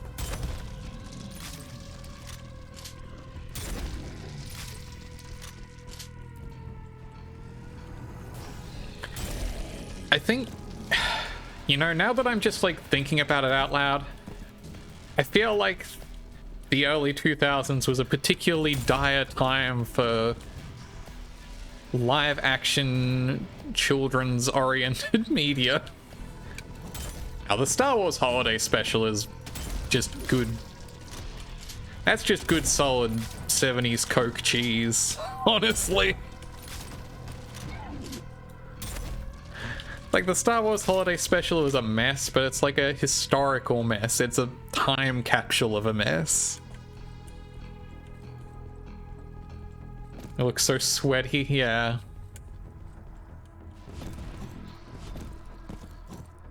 Yeah, sweaty under makeup, because, well...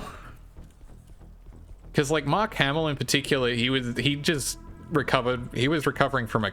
Was it Mark Hamill who was recovering from the car crash? And so he's wearing, like, 5 billion pounds of makeup to make his face look like a face. So I'm sure he was not having a great time under there.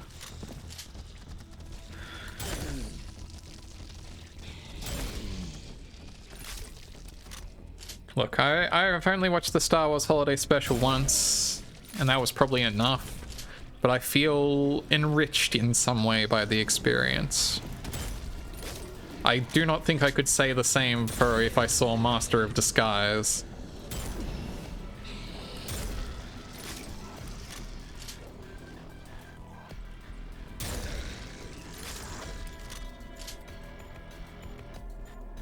Hi. Hope you're well, Junie. Welcome in. I feel like I mean, I guess live action, family-oriented cinema was particularly rough for it, but I feel like there was a kind of a rough patch for just pop culture in the 2000s. I don't think that's a controversial thing to say. Where am I going? Nowhere at the moment. Just waiting for these guys to all spawn in. You've got the weird sort of wilderness years of the last gasps of mainstream 2D Western animation. You know, you've got shit like DreamWorks are like Sinbad the Sailor movie. Horse movie? Yeah. Let's say Native American magic horse movie. And then Disney's like, cow movie. Which one, Kev? I was thinking particularly of Spirit Stallion of the Cimarron, which I understand got like rebooted into like a Netflix show that is well received? Question mark? I don't remember anything about that movie. I know we got that DVD on rental once, and I remember more about putting it into our fancy new DVD-ROM drive on our computer to access the like coloring pages or whatever bullshit they stuck on there than I do about the actual goddamn movie, which I swear to God I did not put on in front of a TV that I was watching. Where am I supposed to be going? I'm a little lost right now. There's probably some kind of secret behind this lava here, right? There was. Baskin Robbins. What ice cream flavor is horse? How horse ice cream flavor?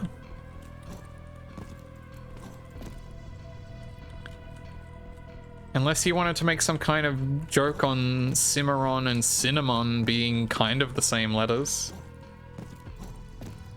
No, Kev! That's not a flavor.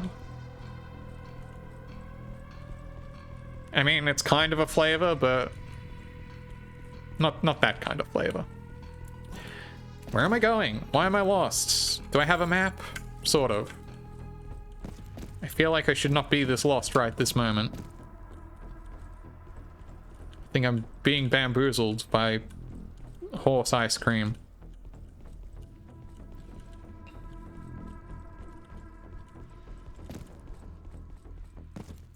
I'm in a maze of twisty little cave passages all alike.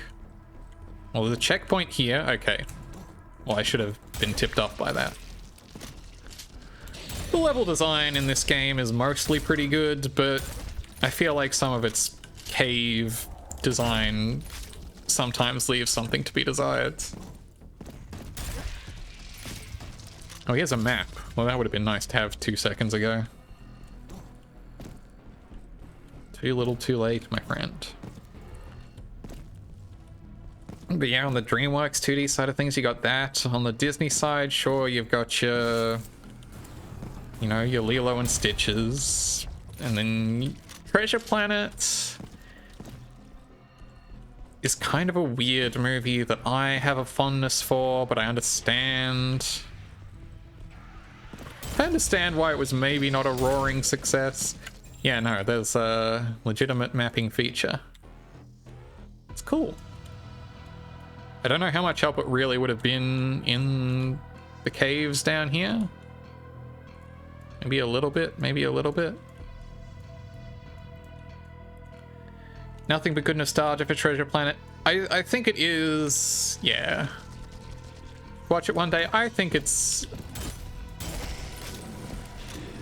an interesting piece. I think it mostly uses its blend of 2D and 3D animation really effectively, because that was kind of like its big thing.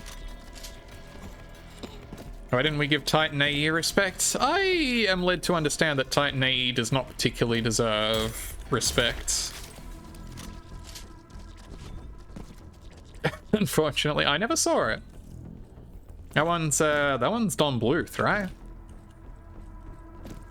That was like his last feature film. What a peculiar man.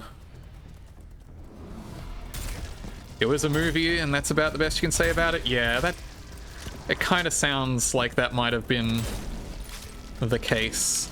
Oh, I'm almost out of shotgun shells. I should use something else to kill this guy.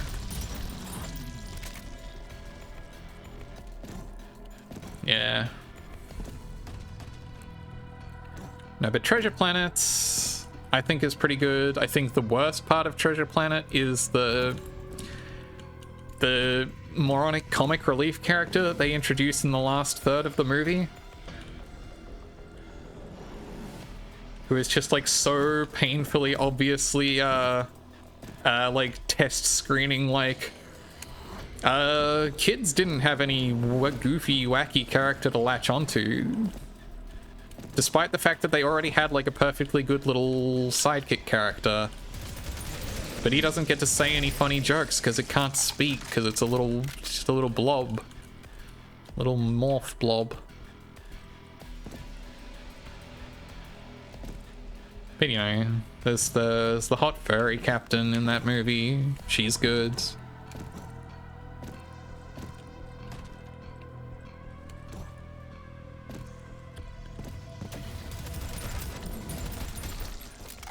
Look, this is no.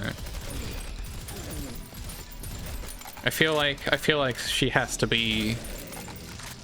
If there was just like a list of like furry awakening characters, like surely people have done that, like done like formal or informal surveys on like on characters of that nature. That's probably, you know, when I say it, now that I say it out loud, that's probably on like one of those pages that they had to separate from TV tropes, because they were like, come on guys, you can't be putting this on here. Your mileage may vary, but in this troper's opinion. BuzzFeed listicle? Ah, hell yeah. Prodeus portal detected. That's the name of the game. Bye, dude.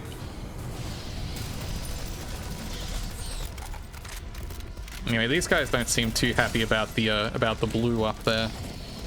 I'm a little out of ammo. Let's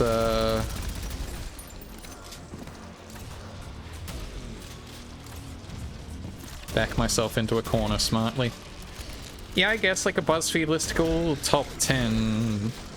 You won't believe what.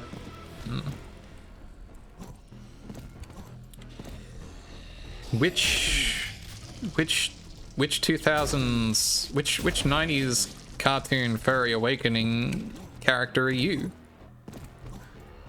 Just Reddit threads. Unfortunately, that seems likely to have been the case, huh? Thank you for your service. You probably don't need to investigate too much further, I'll be quite frank.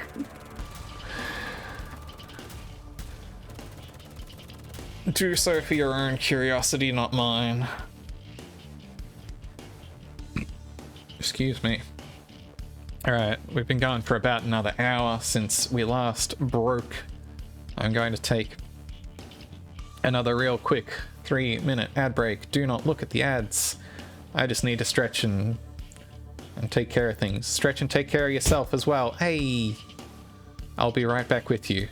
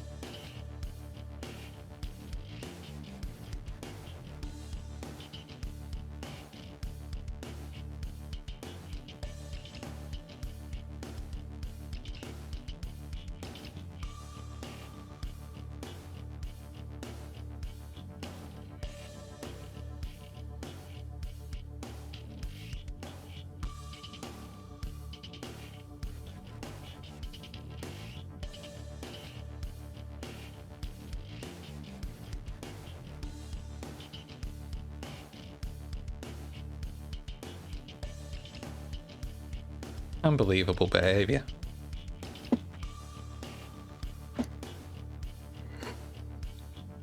I think there's about 30 more seconds of ads or so. Hey, come on.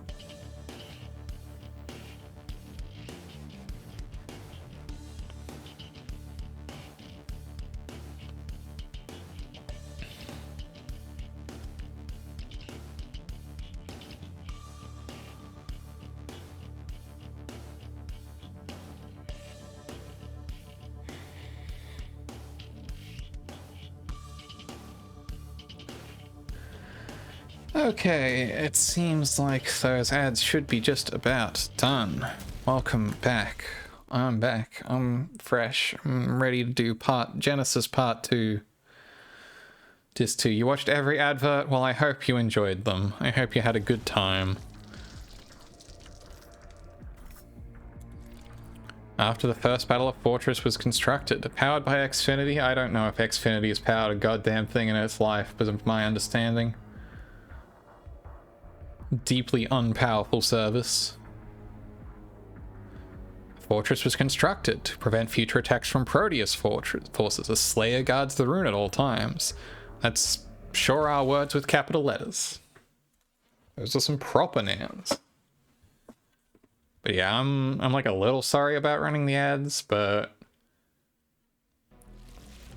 the way I justify it is if I run ads, if I run a 3-minute ad break manually every hour or so, that turns off pre-roll ads for anyone coming into the stream.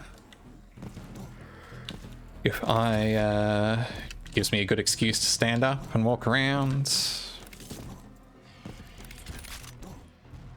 You don't have to watch them. If I'm going to be AFK anyway, then it's not like anyone's missing out on content. I'm out of regular bullets, huh? Yeah, dollar bills. I'm not really concerned about the tens of cents of monetary compensation I get from it.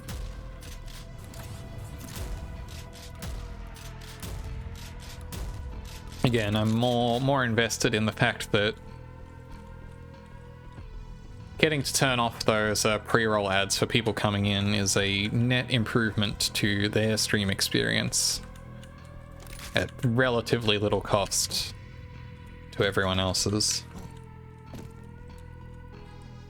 Yeah, good excuse for scheduling out breaks so that no one's missing stuff. Exactly. I'm never going to turn on like the auto ad scheduler because that seems like kind of a pain in the ass and just a good way to not ideal. I mean, I understand why people do it, but I'd rather just, yeah, open a stream and then not watch it for 3 minutes. I mean, I think the pre-rolls should only run for like 30 seconds, but even then.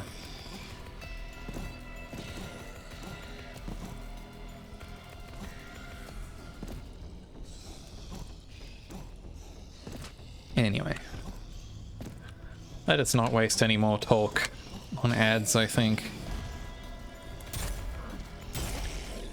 I would really like to have slightly more ammo at this stage than I do.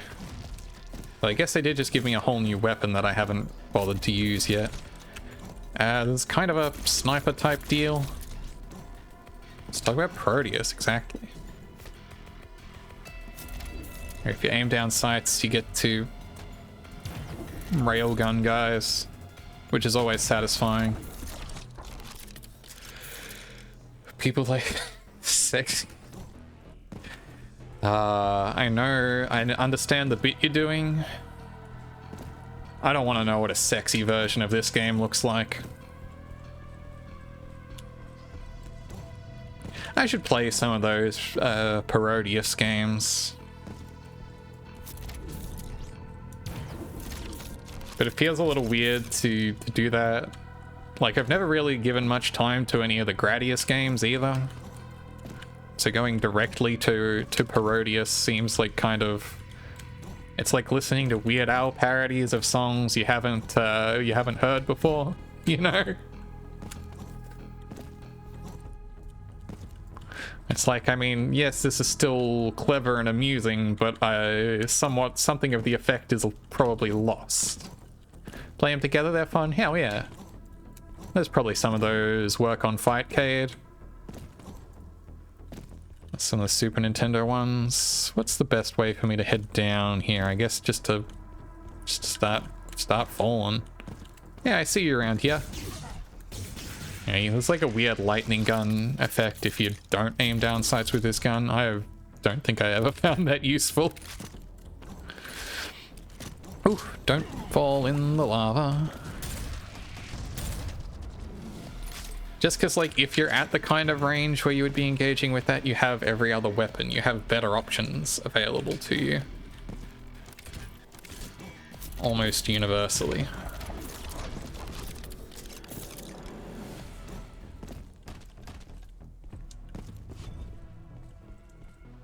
I've never played a whole lot of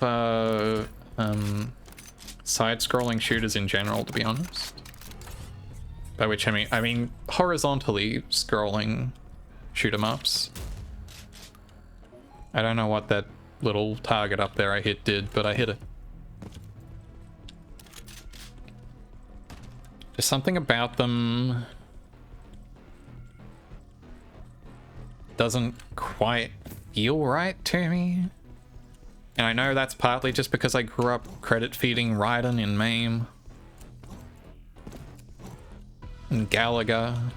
To me, Tate, the vertical orientation is the way a shoot 'em up should be. Hey, dude! Famous song of Paul McCartney.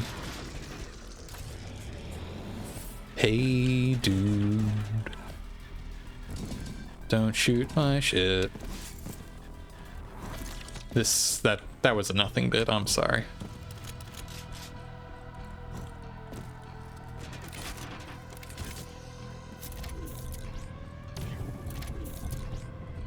Did I miss, or did he just absorb a railgun blast?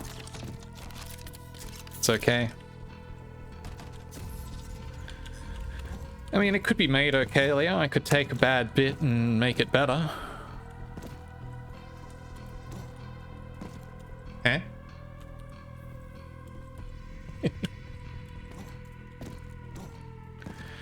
Could have gone for the Hey Dude theme song. I don't know. Alright, you're up. Bye. Bye forever.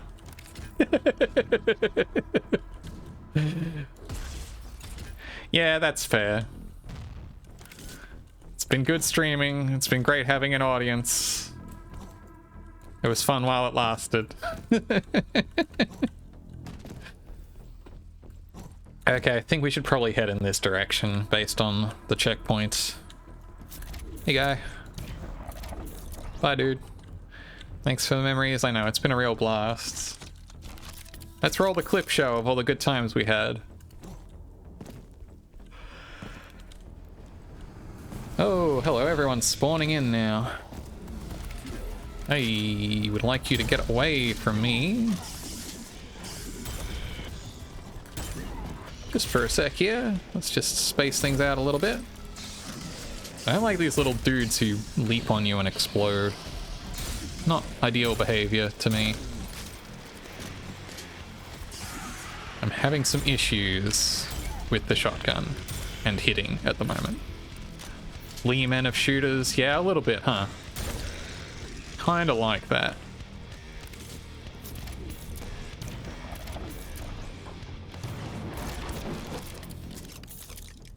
I should look into setting up a clip show for like ad breaks and stuff, but I don't know if I have enough clips to make it worth it.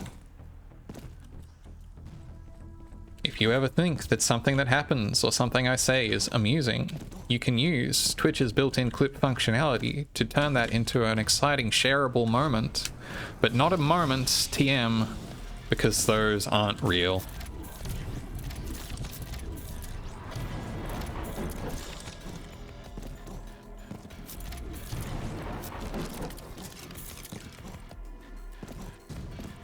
I wonder how many people actually make use of the, yeah, pensive moment.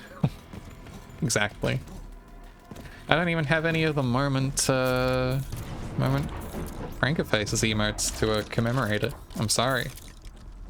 They've faded from memory.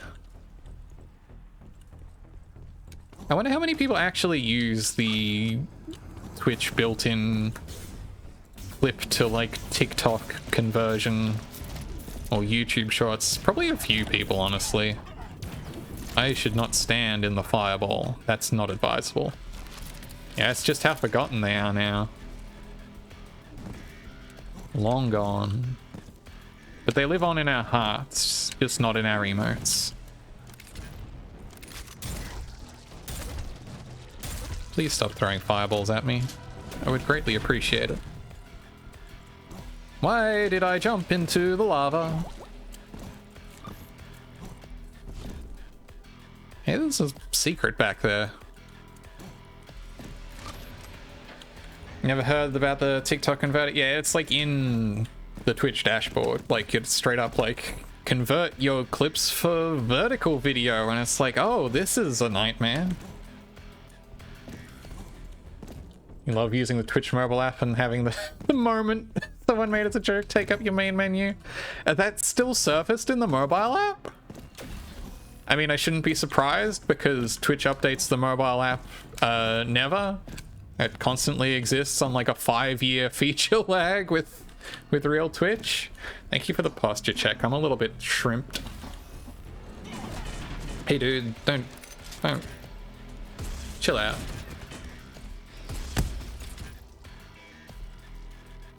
I'm sure I could have come up with a much better pun on explode out. No. Doesn't quite work. I love trying to make clips in the mobile app while you're at work and it just crashes. Yeah. Do you think that guy up there will shoot me while I'm having a drink here? He's trying. I can see it. It's quite funny, actually. Oh, are they shooting each other now? I think he shot this guy. Oh, that one almost hit me. Okay, I should probably stop that now. Okay, he's shooting me now. Fascinating study over.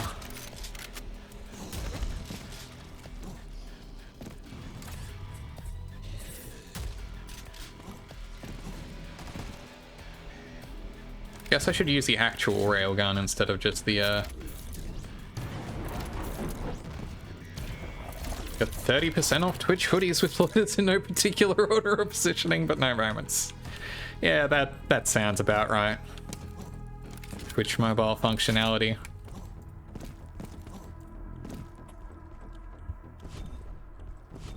I'll be honest, I don't know if I'm allowed to say this.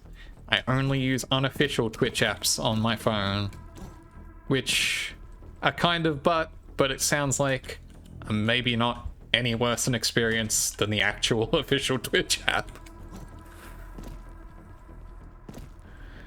I don't do a lot of Twitch on my phone in general. It just doesn't really seem ideal. Definitely, yeah. Welcome in, by the way.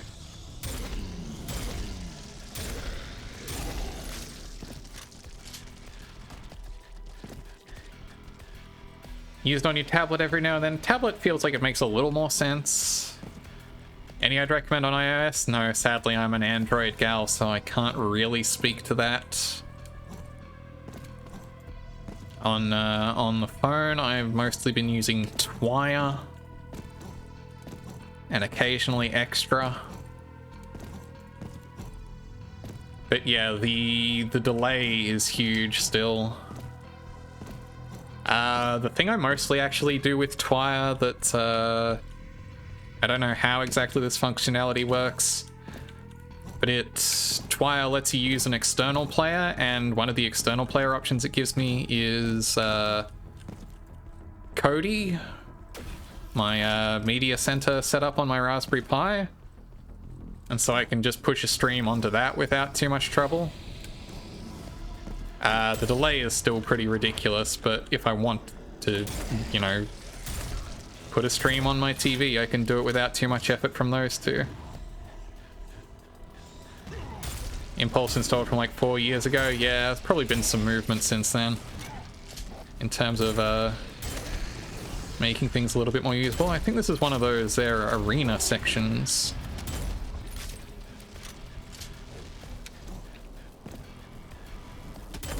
Get out of here. Oh, you're all the way over there, huh? Is that all of those? Oh no, hello. Still a guy. I'm like, I feel like they should be spawning in more enemies, but it wasn't right now. Whoops. Lava's back there. Should not back into it like that.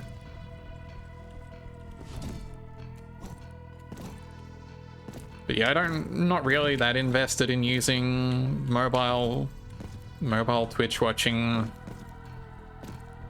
because most of what I want to do when I'm watching a stream is I like engaging with the chat, and because of the fact that there is like a 15-second delay on all mobile Twitch streams, and also because I hate typing on a phone keyboard.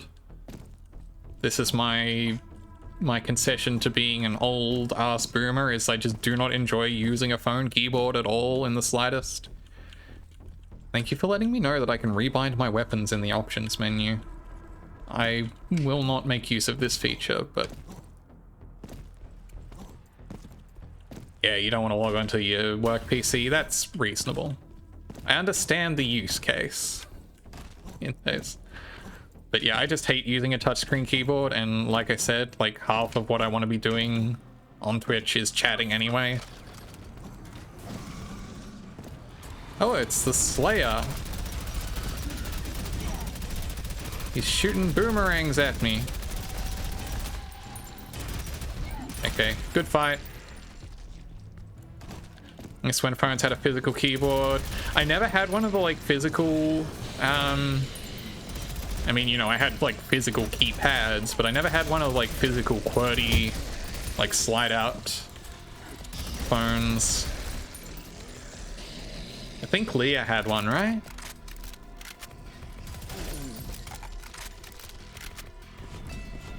Emily did too, yeah. Like, I completely missed that wave because I was not in the business of buying expensive phones. Rules. It does seem... I mean, I probably wouldn't enjoy it that much more than a touchscreen, because part of it is just that I don't want to type with my thumbs. I use my whole hand to type. Hey guys. Like a $30 Kyocera? Huh. I don't know. And I guess you could get like add-on ones, I guess? I don't know. I have heard the name Kyocera. I could not tell you who they are or what they did. I'm out of shotgun shells, huh? I should make use of something else for a moment. I hear you. Goodbye.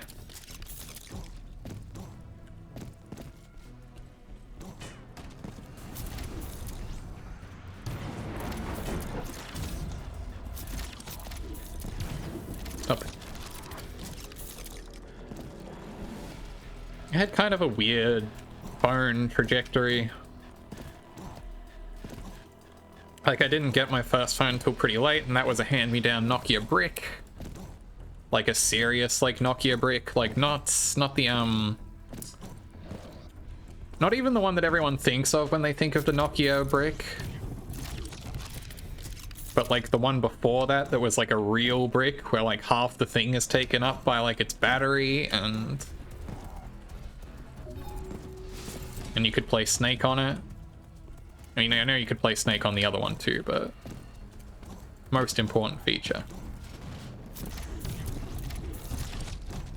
Okay, I'm almost out of this now, but I've replenished my shotgun business. Look at me cheating and making use of the quick swap.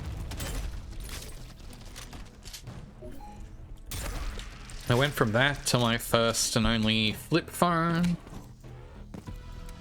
which again was just like a fairly cheapy LG. Yeah, Kyocera was just like the budget range. $10 phones, makes calls. Look, it's a useful niche. There are still phones that exist in that niche. 100% kill count, let's go. I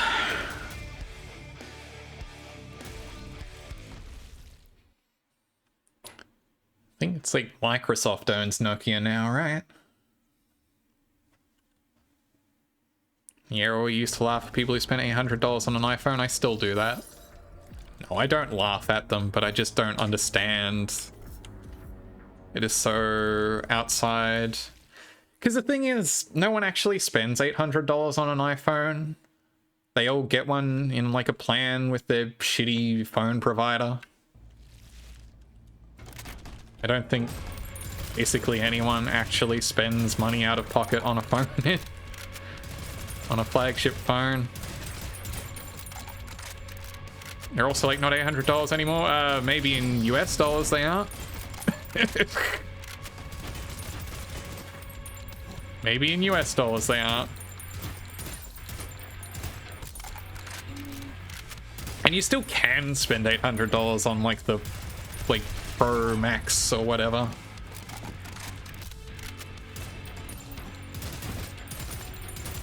I don't remember how exactly I should be running through this level right now. Hence my slight distraction. Oops. I need to run around the death trap.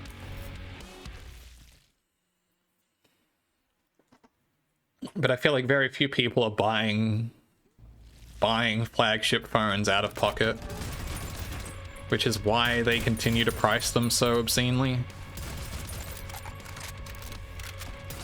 It's like, I don't know, does it really cost you... Did it really cost you $500 to make this Pixel?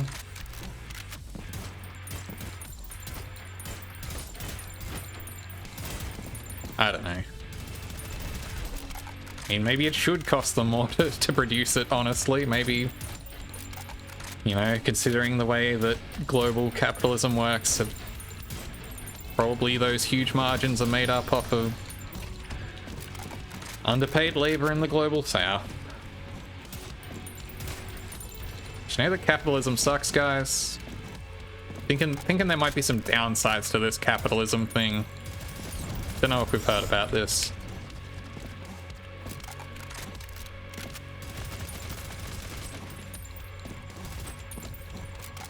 I love that BK emote.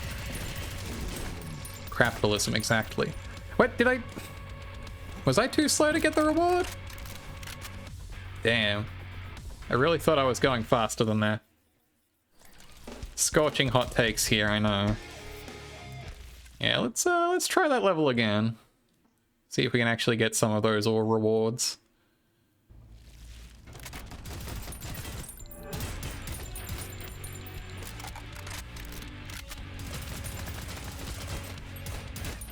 The Discord code, yeah. Which, what do you mean? Sorry, I'm not sure. I'm not sure I'm following right now. Oh, for the emote. It sees the memes of production. That's pretty good, yeah.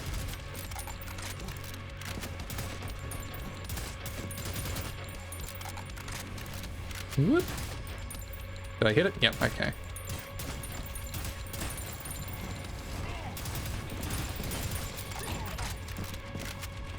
Again, I almost forgot to go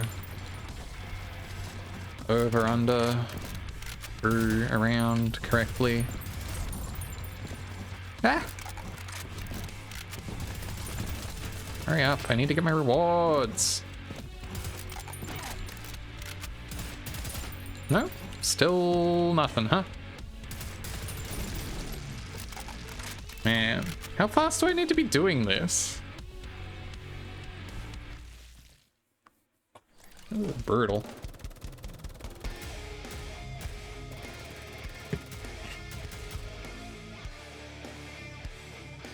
I guess that's a minute 17. It took me, it's probably under a minute, right? Maybe a minute 15 if I'm lucky. Maybe I'm just running right up against the end there. Let me look at the description. All targets in under a minute. Woof.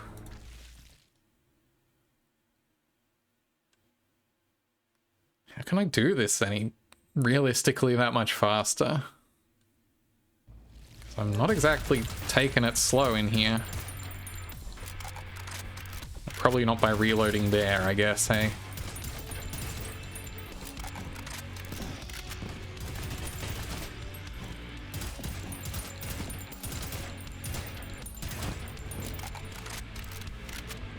Nope, just running right by you. Not gonna waste any time on you. You're not an essential target. Okay, well, if I don't hit the targets, that probably doesn't help either.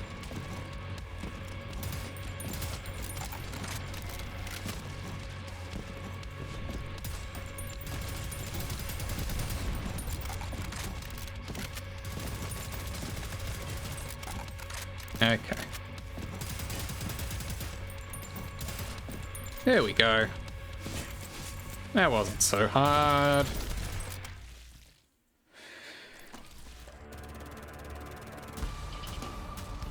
And now that I've done that, I can... Oh, I was well under a minute. Easy.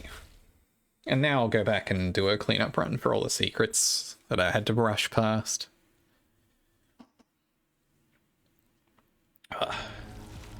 So yeah, I went from the old Nokia brick to like a relatively low-end LG flip phone. Like, you know, it had a color screen, it had another little LCD on the outside of it. Which, I mean, was probably not uncommon, but... That was when I stopped wearing a watch, because I could just pop that out to look at the time. It's such a huge change.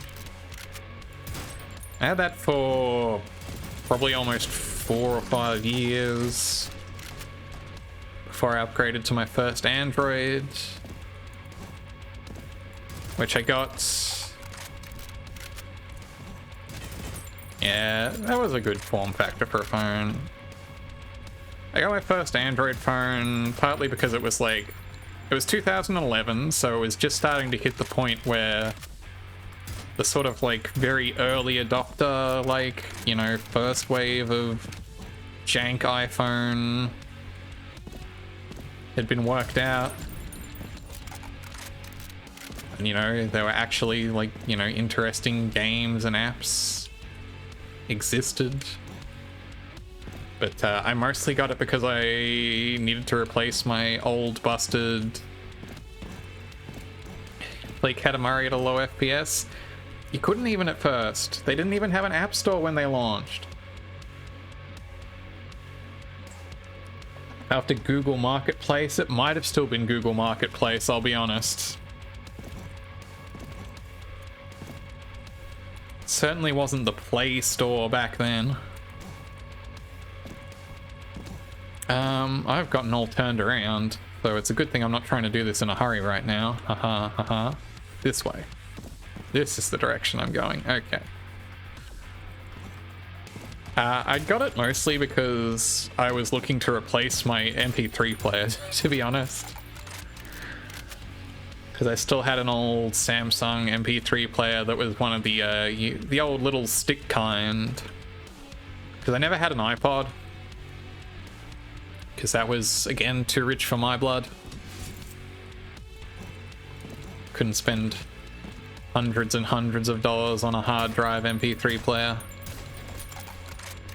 So I just had a little 2 gig like USB stick one. It was great, like for what it was very functional. But you know, 2 gig only goes so far. Down there. And so I thought, well, you know what will for sure play music and what I can put like a huge SD card in for relatively cheaply. Some kind of Android phone. So I picked that up. Yeah, a literal stick MP3 player, yeah. No, that absolutely. The last one I used was a bit fancier. It had a slide out. It had a slide out USB plug, and it was like the kind of oh shoot, I'm standing on the death trap there. It was the kind of like small form factor like USB plug where it's like only like the bottom half of it, like it doesn't have the ground shell on it at all. There's a ore up there that I really want, but I don't actually know how I can get there from here. Just circling back around? No, not really. There's no way in from here. Had to grab your podcast episode before school and transfer it to your MP3 player before the bus gets here. How did you live that way? Couldn't just beam media from the internet directly to our devices.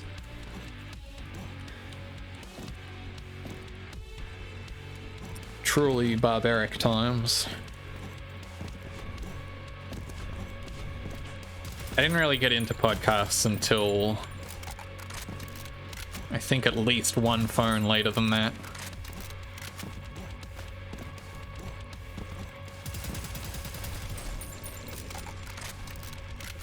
Yeah, and I guess there's not a whole lot more I can do here. Oh well. We'll circle back around there when we've got more movement options, probably. 0% secrets, huh? Like, there definitely was a time, even after I was well in the smartphone era, where I was manually syncing my podcast episodes onto it. 4 of 8. Wow, there's a lot of ore you can pick up in there. Actually, I've got 20. I can go cash in for the plasma rifle in here. I should do that.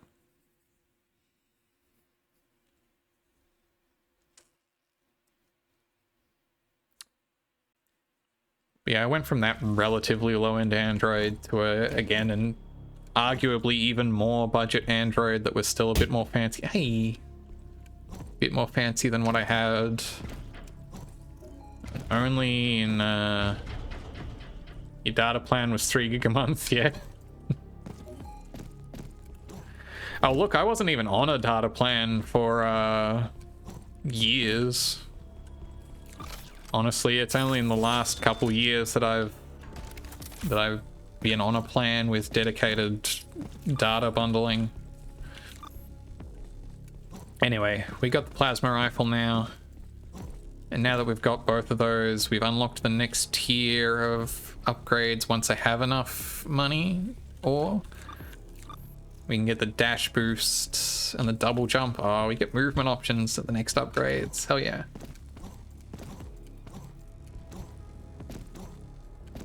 I think my current data plan is still only like 2 gig a month and I still don't use most of it.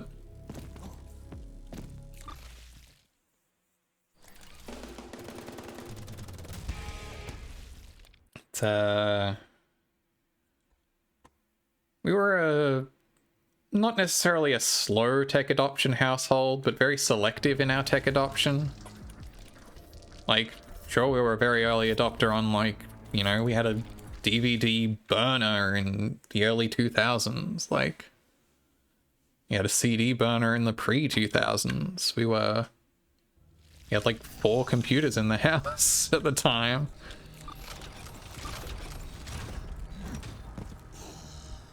But, you know, we saw that as an investment.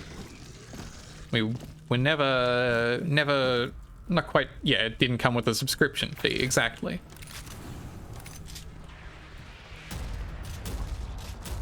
And, you know, those had practical uses,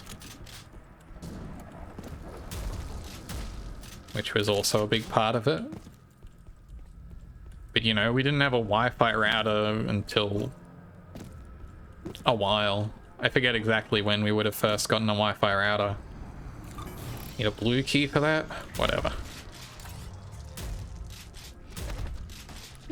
Yeah, must do not interact. Unity guy do not interact. Yeah, yeah. And that was also a big part of a lot of it, is that, you know, we weren't... I think I need to shoot a rocket at this. Okay, secret uncovered. I don't know how I get up there, but it's uncovered. You know, we were never on like a month-to-month, like, bill plan. We were always on prepaid, and we were on like the prepaid plan that lasted as long as it could.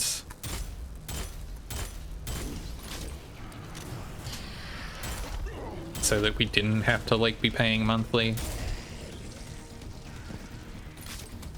I don't know. We were measured and selective in our tech spending. Well, I guess I shot that enough times.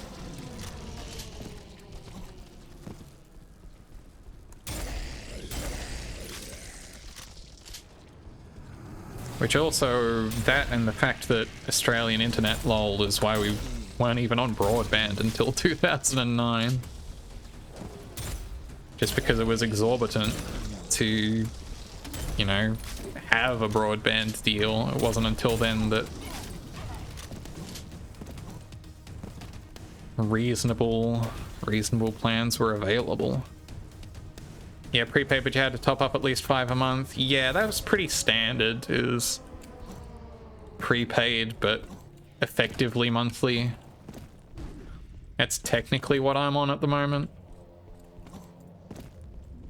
It's just a pay-as-you-go monthly plan, which is still preferable to be, you know, locked into a contract for however many years to subsidize my Samsung Galaxy S56 or whatever.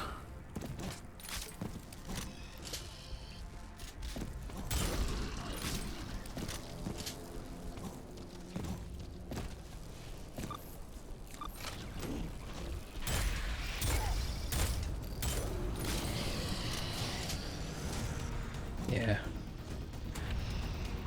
I feel like whenever I hear about like the phone situation over there in the US, it's like uniquely fucked as well though. Like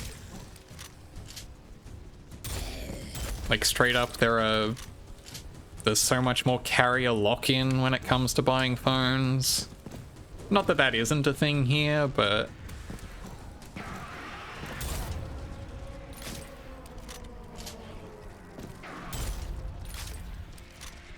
yeah, I know, shocking sentence, the US uniquely fucked in some way. Never before has this factoid been observed. And while we're at it, what's the deal with airline food?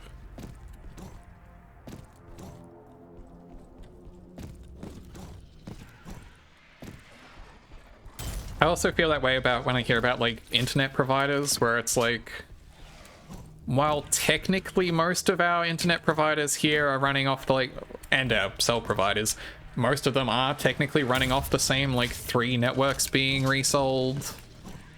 At least we have the options within the reselling, like even if technically everyone's just leasing the same Telstra backbone, at least I can choose whoever is charging me the least for that Telstra backbone. And not just,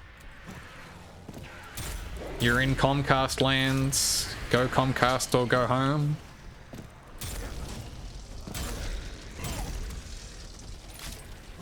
I don't know.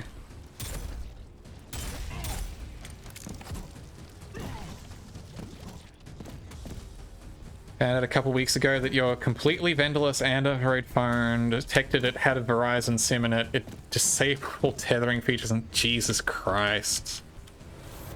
Wow, I have 1 health left. I should probably pay attention to the video game for a second. I would like some health, please. Yeah, you're rooted so low. That is kind of the thing that always baffled me too, is like, how how is this realistically enforceable?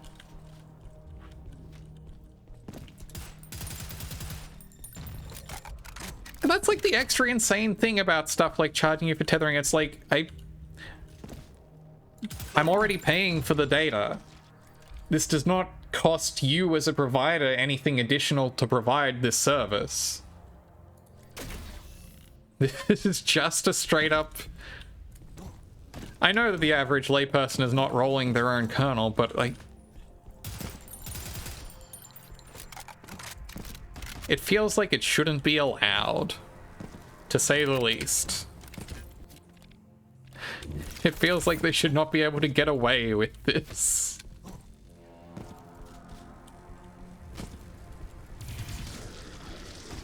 Because, like, the functionality is in the phone. There is no... Like, I mean, you know, I also hardline think, of course, you know, data caps should be abolished and things of that nature, because realistically... Hey, don't come up that close to me and explode. Realistically... data caps have always been extortion. But at least with data caps, theoretically, you have only so much bandwidth you can go around with. Like... you know? Like, even bandwidth is technically a finite resource.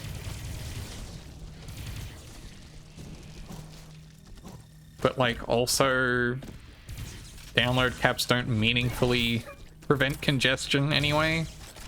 They're not really a solution to that problem. Yeah, but yet you purchased this feature. I've never purchased a feature in my goddamn life. Yeah, it's a finite resource and you already paid for it. Exactly.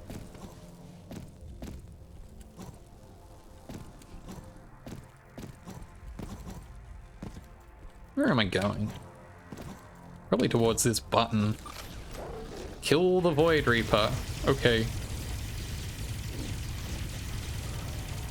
Oh yeah, for the tethering there's no excuse. I meant for the data caps strictly. For the tethering it's literally straight up just daylight robbery. There's no two ways about that one. That is straight up. We can scam you for this, so we will.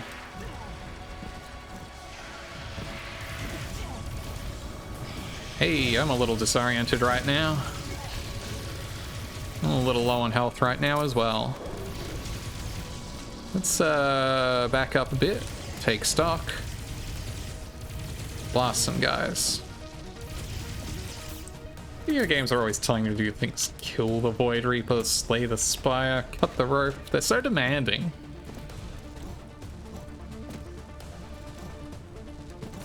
My wife is like a video game.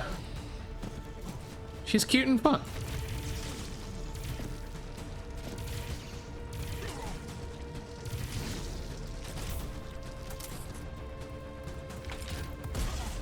I did not mean to shoot that at point blank.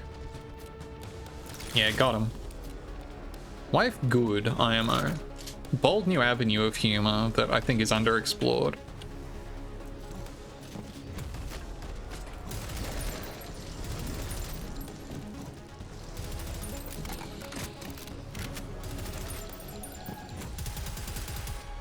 My wife is like a video game. She's got pixels. You can see them. They're right there.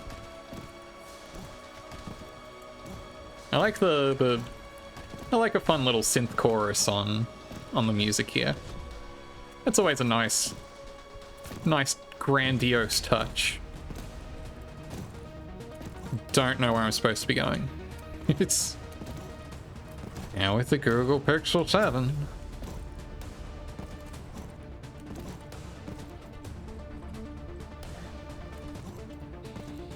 Now, you do not under any circumstances gotta hand it to them, but I do at least appreciate the Google Pixels for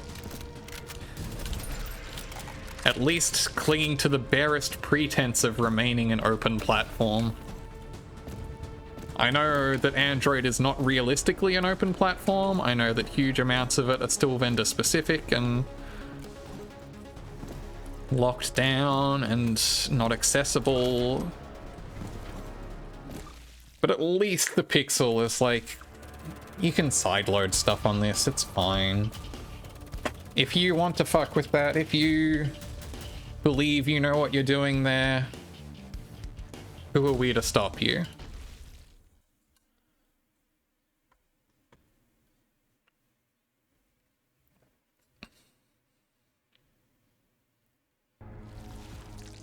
I think there's like a scarce handful of other oh, this one's fun. This is the Kickstarter backer level.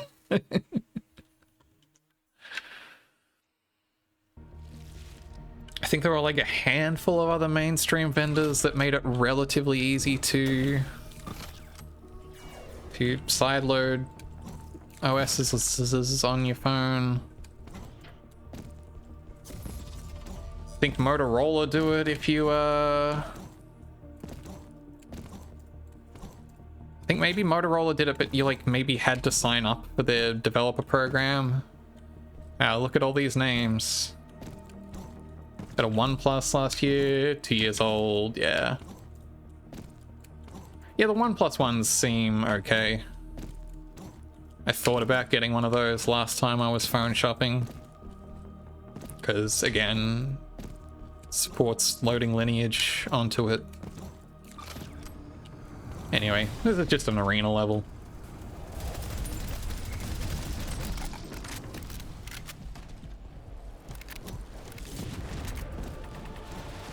I would like to have a different weapon out right now. It's not that.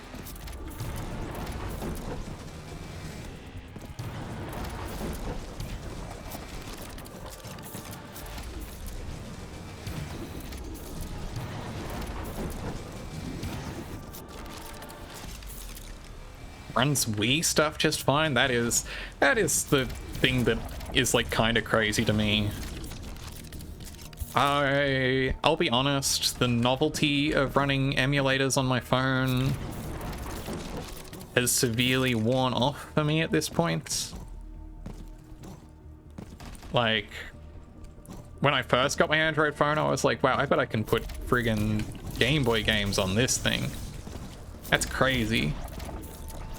And it was crazy. And I was like, wow, using a touchscreen like this is maybe not the ideal way to play Mother 3. Though, like, I mean, Mother 3 far more playable on a, you know, it's an RPG at least. It's not even the worst choice you could make.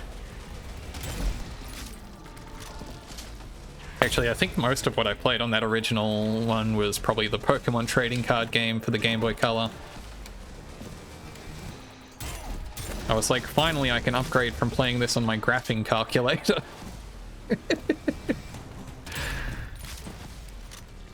But these days it's like, yeah, my phone probably would technically run PlayStation games or whatever, but it's like, that's just not really what I want to play that on. Yeah, one's like the controller grips, like a Backbone or whatever. Those, I guess, would improve the experience there. Played Pokemon Crystal ROM hacks on your phone? Hell yeah. Yeah, like RPGs, I could see more so. But, the magic of seeing a game on someone's graphing calculator. I'll be honest, I didn't have much of that. Because I didn't have the, it's the TI-84 is the, hey, I don't like the snipers up there. Do I have any, like, health lying around that I could make use of? Shit. Oh, this is not going well for old me. Damn. We didn't have the TI-84s. We were in a post-TI-84 world by the time I was using graphing calculators. We had the TI Inspire. which has a... It's a fancy piece of kit. That has like a full keyboard on it. It's scuffed as hell. It's not a QWERTY keyboard. It is a hardware keyboard though. You can type full sentences on there. What you really want is buy a new shell and a proper backlight for your GBC. Yeah, that's really cool to do. I did that with my Game Boy Pocket because... Well, because the screen was scuffed ever since I got it. Thank you for the hydration reminder. I need to pause to do that.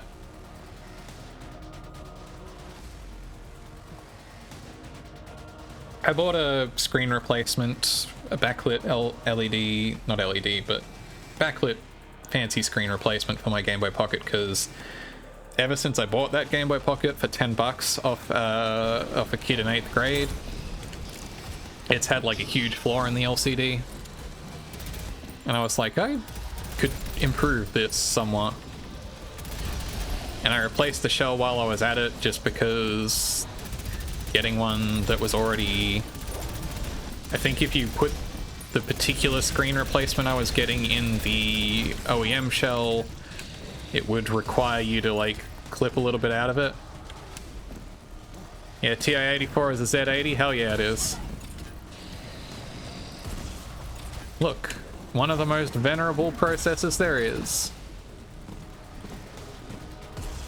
Z80, it's no 68,000, but certainly no 6502.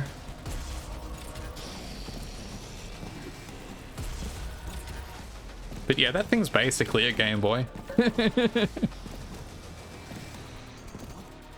Wow, I'm just chilling on 1 hit point here, huh? I should probably try not to die.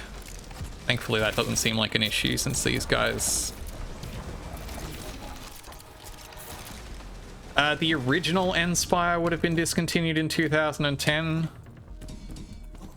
Because that was when I got it.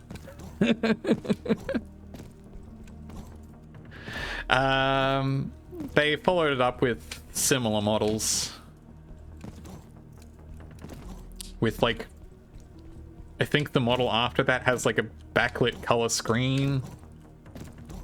Yeah, I don't think it was on the market terribly long. The original N-Spire. Let me just replenish all my ammo now that I've taken care of all this.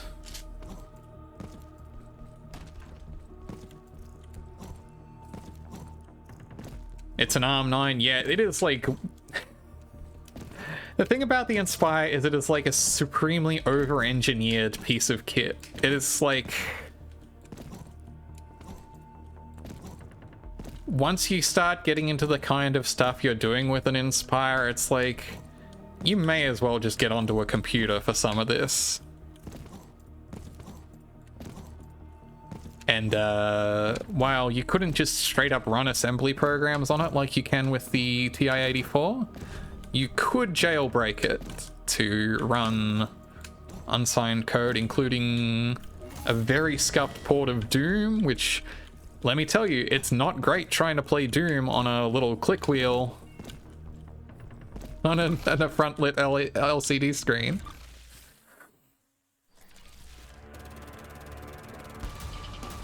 Yeah, the Inspire has DRM, it's not cool. It is repeatedly jailbroken though. There is a dedicated community making sure that you can run homebrew on that thing.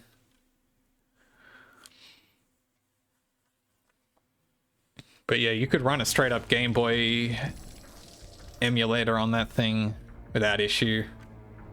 Yeah, the TI-84 is $150 Commodore 64, yeah. Graphing calculators, interesting value proposition.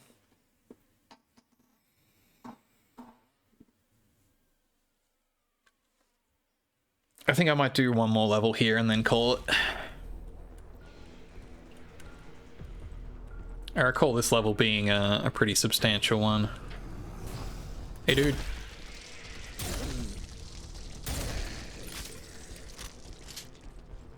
Yeah, you could just run straight up a Game Boy emulator on that thing. And so I played a lot of Game Boy Color Pokemon trading card game in math class instead of actually learning maths, which is probably why I barely passed my my college level math course. Could not remember a damn thing about integral calculus or matrices to tell you.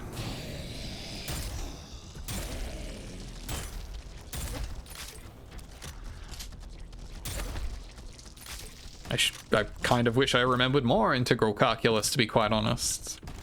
It seems like one of the ones that would be useful for fun programming times. Just speedrun V on your letter V 6 times on your 3DS, that's good too.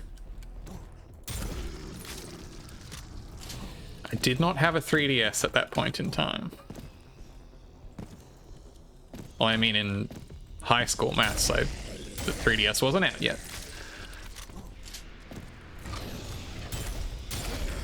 But yeah, to circle back, that's kind of... the 3DS is a big part of why I am not as enthralled by the idea of phone emulators anymore. Because if I'm going to take an emulator on the go, the 3DS covers most use cases I want it for and has real controls on it. So...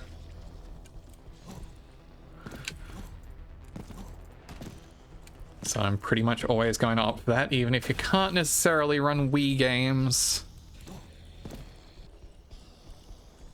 Ocarina of Time 3D. Oh wait, is there a rando for Ocarina of Time 3D? I mean, I shouldn't be surprised, but that's cool.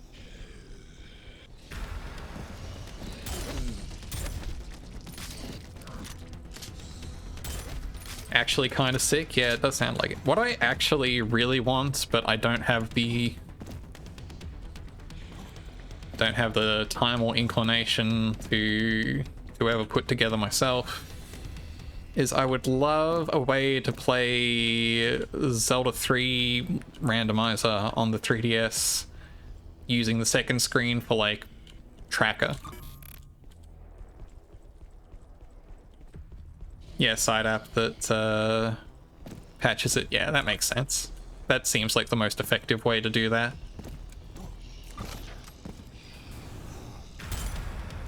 Like, I would love to be able to use that second screen for a tracker, but it's just not quite feasible. Like, you would need like a custom build of SNES 9X to do that. You would need to like integrate it into that to make that work on there, I would imagine. And that's pretty well beyond my ken. Dedicated rando machine, exactly. If frames drops in SNES on X, but you're on the old model, yeah. I feel, yeah, I'm on the new model, which can absolutely handle that with room to spare.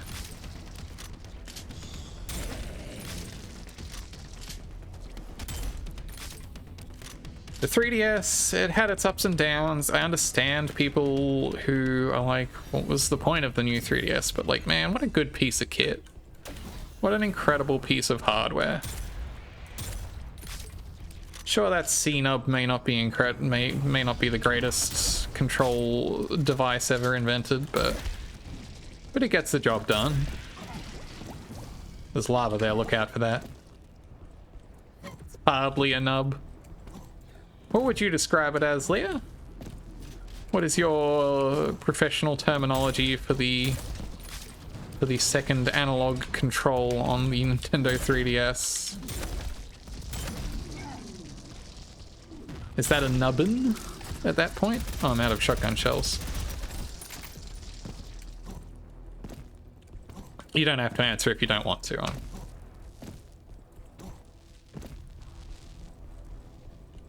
There's probably some not polite conversation names you could apply to it if you really wanted to. It's true analog, I see.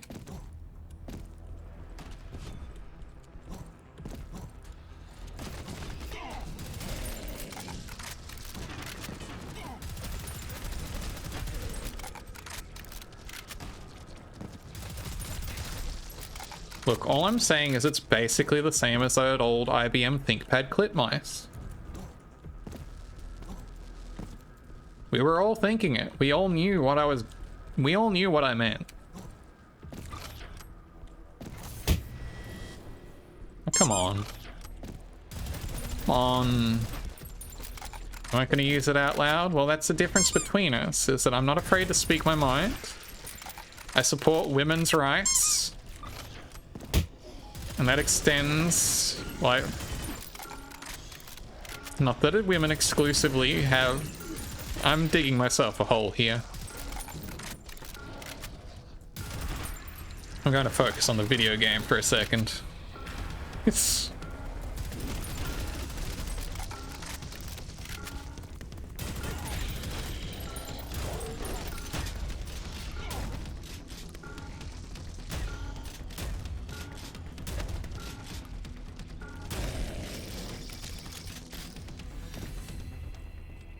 Email presenting 3DS circle pads, Jesus.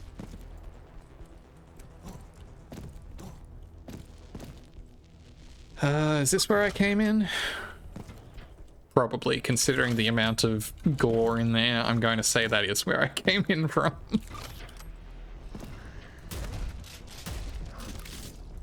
Oh, I'm out of bullets, so I went straight down to Bist's town.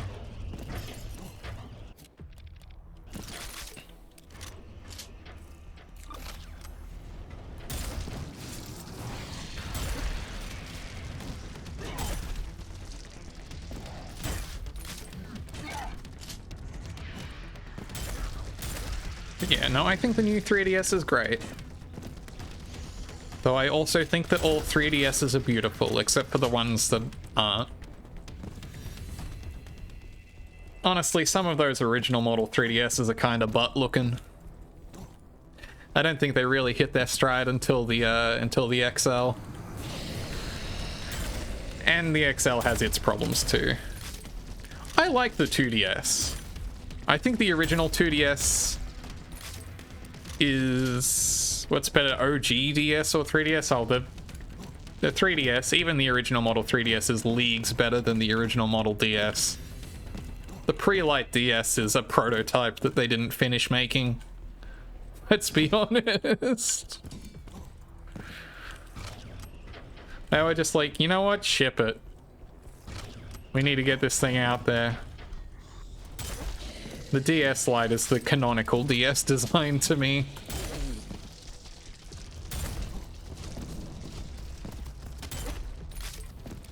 It's not just that it's a brick, it's just that it's just got no aesthetic sense to it. It's all weird curves, it's just such a blob of early aughts design.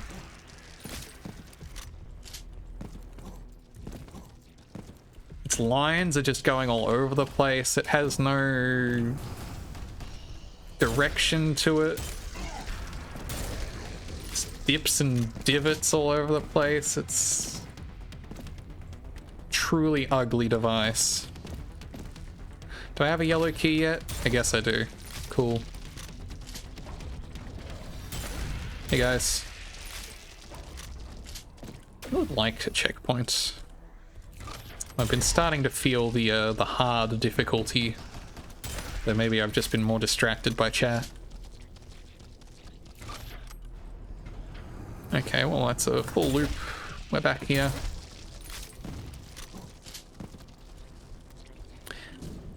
I do also think... I like all models of the 3DS. Still thinking about ThinkPads. Understandable, it's right there in the name. I like all models of the 3DS. I do think they all do have some design issues. I think the original 3DS, I don't like its black top screen frame. If I had to pick something just to say, just like off the top of my head. The 3DS XL has bad... Actually, this is something it shares with the original. Has bad placement for the start and select and home buttons. Putting those underneath the lower screen is just not a good place for them. I need a green key. Which way do I go to get a green key? I've already been this way. No, I haven't been this way. Never mind. Get exploded. Never really had an issue with it. I mean, like, you don't use them a lot. But on the occasions that you do, I feel like it's just a really awkward spot for them.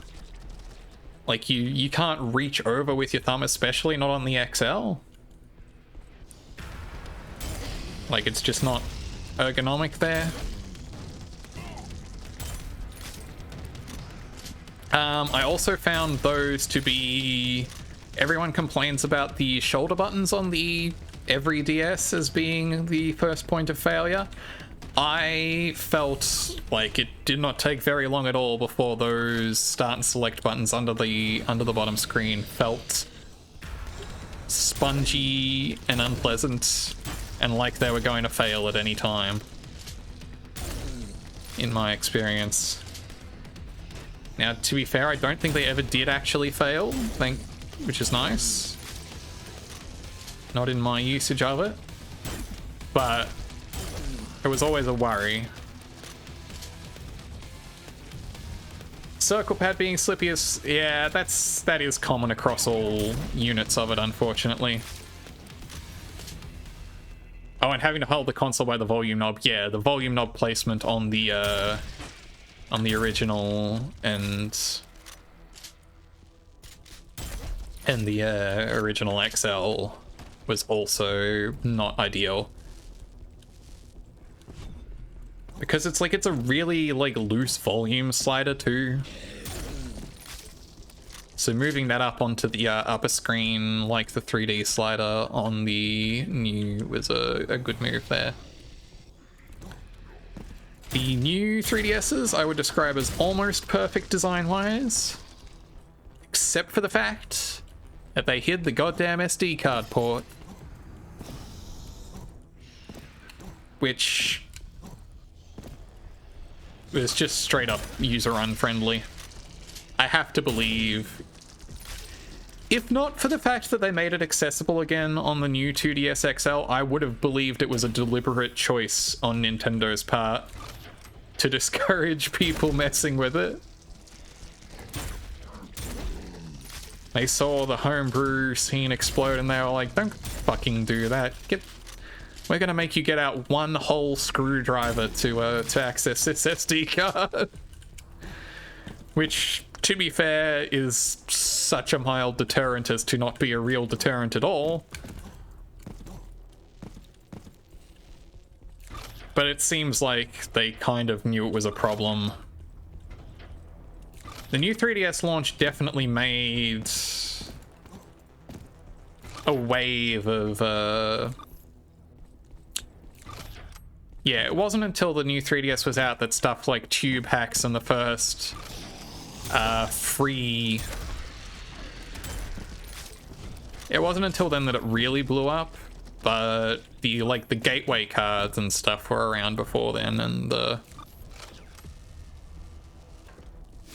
Man, what a mess. Goddamn gateway.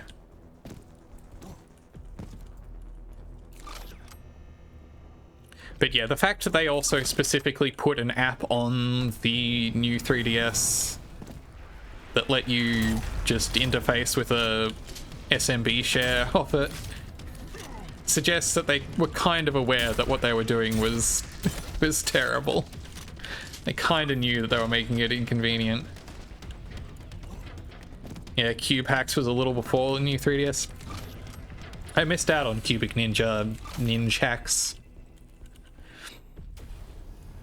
Oops, I'm getting ahead of myself. I was like, oh, the level's over now, right? And it's like, no, you gotta blow up some enemies first.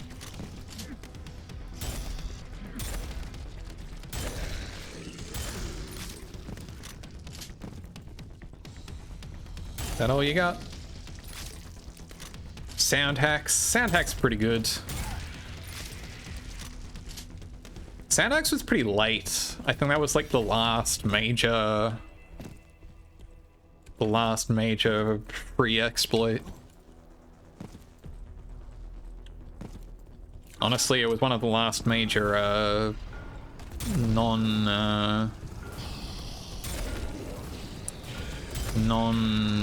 what's the word?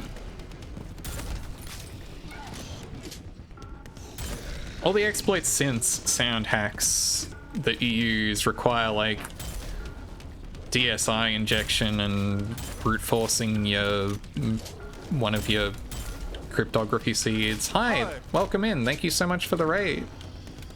You're playing Quake? Hell yeah, that's a perfect match. I'm playing Prodeus.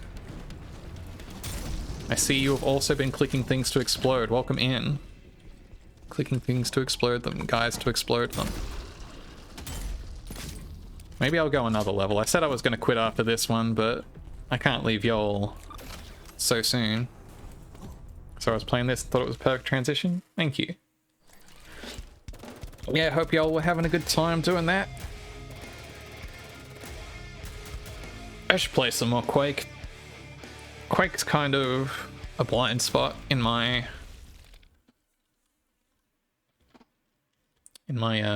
classic shooting. Probably gonna fall over soon. Yeah, that's fair. It's late. Thanks for hanging anyway. Quake 1 just doesn't click for some reason. Quake 1 is a weird video game. Because the thing about Quake 1 is it's like... Play a lot of custom maps episodes? Hell yeah.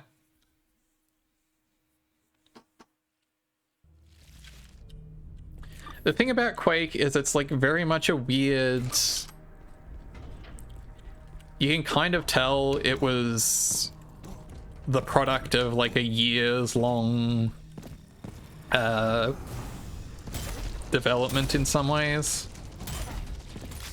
Like aesthetically, it's very all over the place. Thank you very much for the follow. Welcome in.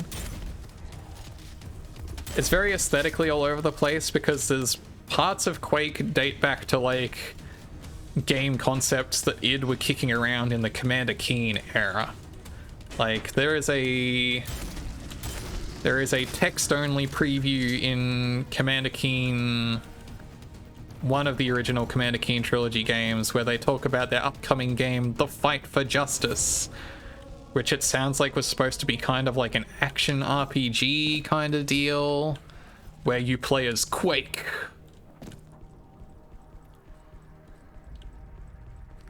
Which is a very goofy to read in retrospect. The idea that you would be playing as someone named Quake. Was it in-house D&D campaign? I can believe that.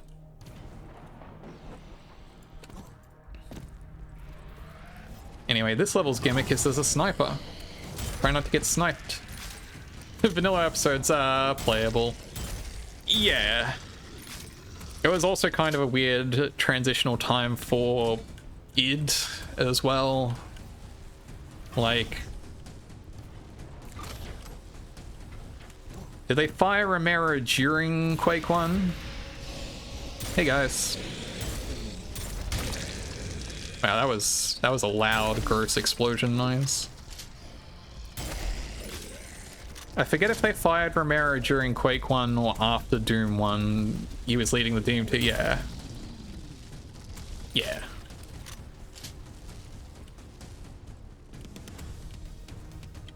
So I think they fired him during Quake.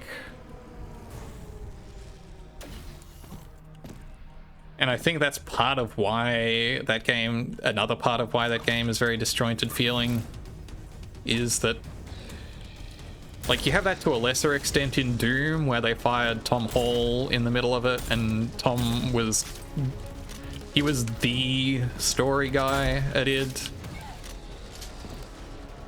Don't think he ever interacted with Quake. Maybe not in a super direct way. Like I said, I feel like the Quake itself was kicking around in various ways for years.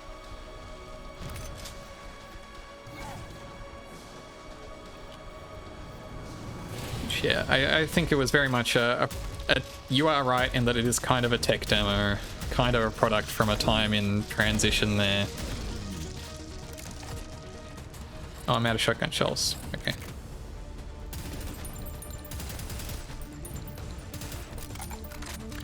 Like, Quake 1 was still a shareware game, right?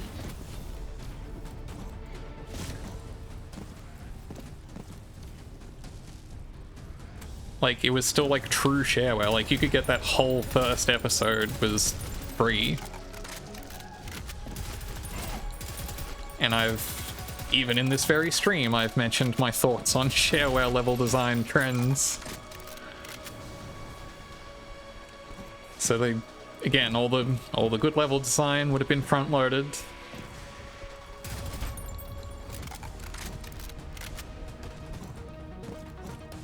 Yeah. Speaking of the 3DS though, I do have that ready to go on my 3DS. I have all 3 of the first Quakes on there. You could talk Idsoft all night except for the fact you're falling asleep. Yeah. Thanks for hanging out and chatting Idsoft. See you around. Get some good rest. Hey guys. I have all 3 Quake games loaded onto my 3DS because they even... Thank you for the follow. They even put Quake 3 on 3DS Homebrew. Even though it only kind of works on the new 3DS. I think you may even technically be able to play it multiplayer with other IO Quake 3. Yeah, you got the text file telling you how to order additional episodes. Now that's a classic, ordering info. That's something you just don't get these days. Now you just get a big old button on the home screen of the demo saying, takes you directly to the Steam store page. That's no fun. I want to know what hotline I can call to give my MasterCard info to for my local distributor.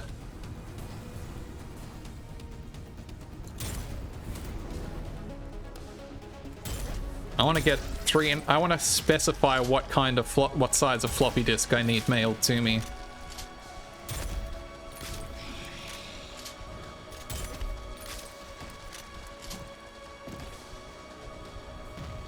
That's something you just don't get anymore. Obviously. That would be ridiculous. Don't even think about it. Just a dude in a crate.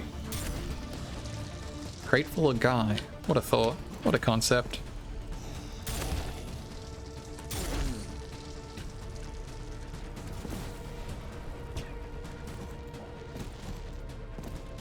Yeah, the most Quake I ever played was a lot of Quake 3 demo specifically installed on high school computers. That and a lot of Unreal Tournament on there. I think you've seen a 3.5-inch floppy drive? I mean, yeah. They have been out of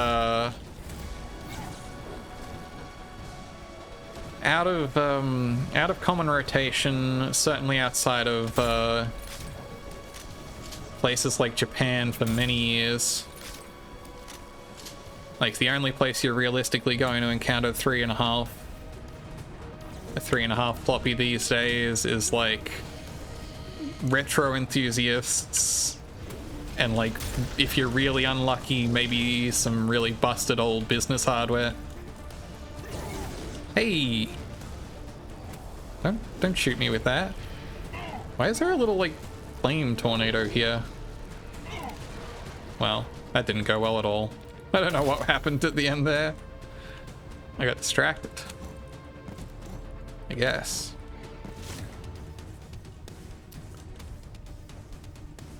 It's my understanding that to a lesser extent, but non-zero, there is still a fair amount of 3.5-inch floppy usage in Japan. I want to say I don't have a specific citation to back me up on that. Aha. I understand what the problem was, where I died a moment ago.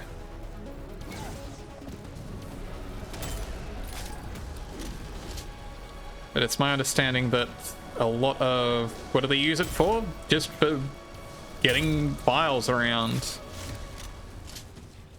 For storing and for transferring information off of off of legacy business systems that they just never saw the need to upgrade.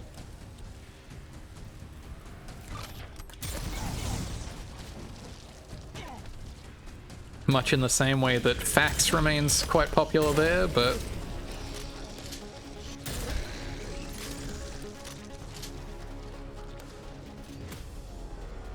again, I definitely don't know enough to speak to any, like, particular cultural reasons behind it.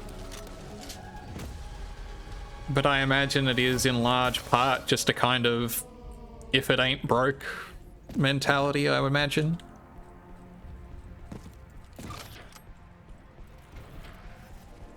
Like, it still technically does the job, you know, especially if you're only ferreting around, you know, basic spreadsheets and word processing files.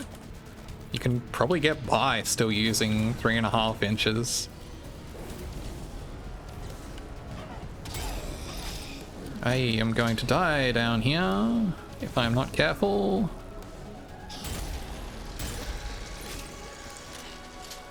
I would have to look into it more to say for certain.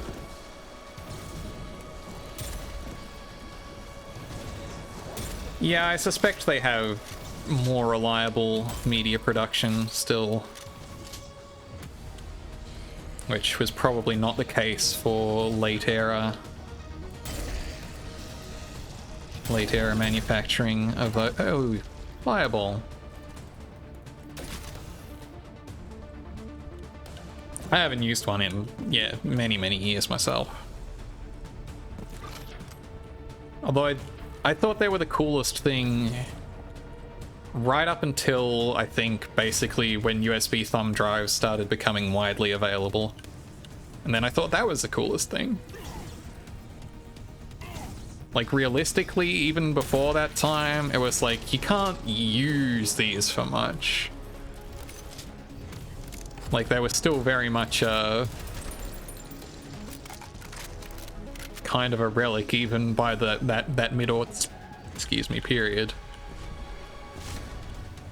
But I just thought it was conceptually cool. You could just have a little physical cartridge of data in that way. But yeah, then it was like, oh, you can get a USB thumb drive that stores literally 100 times this. And carry it in your pocket, and it's like, okay, that is definitely cooler, actually. And now even the thumb drive seems really quite passé. It's just kind of a practical, you know, thing you just end up with a pile of. At a zip drive, I never got to interact with a zip drive. I think I saw one at school once or twice. And there's some dudes in here. Hey ho! I did not plan that out. Fuck all y'all. School was mostly where you saw him, yeah.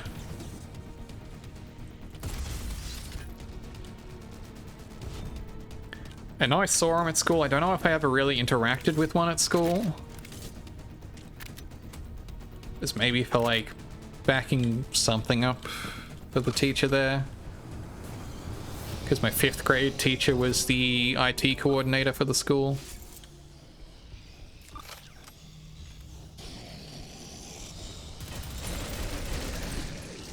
I think maybe I helped her out with it at one point. Oh, you minigun at me. That's not a rocket launcher. It's a grenade launcher, even. Okay. Tidied up in there. But yeah, I never got to, like, use one. I feel like in the limited exposure I had to them, everyone who used one kind of made them sound like a pain. Like they were exactly as reliable as you would expect a floppy disk that holds 100 times that data to be, you know? At exactly that kind of, fallibility. Where am I going? I'm very lost. Oh, that's where I just came from. This way. This way seems like where I'm going now.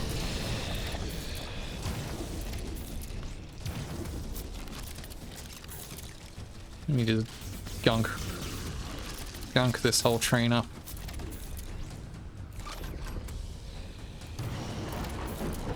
Maybe overkill, but there's no kill quite like it.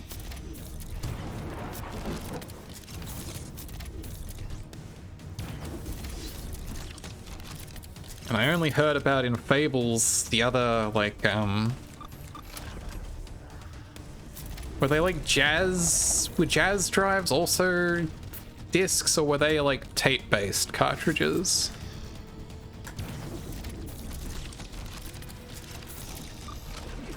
That was the other I-Omega. And what a good name for a brand, I-Omega, though.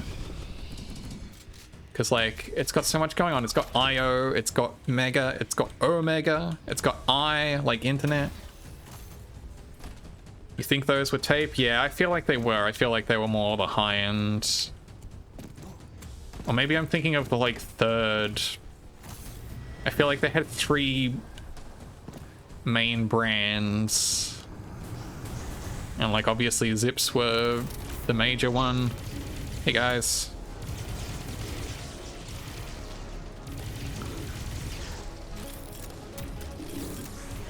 Whoa! My computer didn't like that.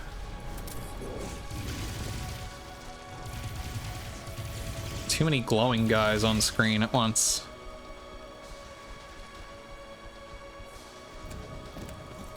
I feel like I was reading about,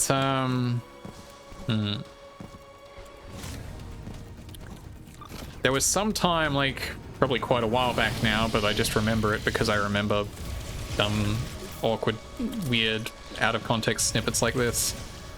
I was looking up, like, contemporary, like, tape and disc systems to zip discs. And there was just, like, an insanely, extremely good company name associated with it. One of them. I don't remember what it was, and I would need to look it up again, and I might do it after this level as I wind down the stream. It was some, like, real wizard sounding... It's a real wizard sounding stuff.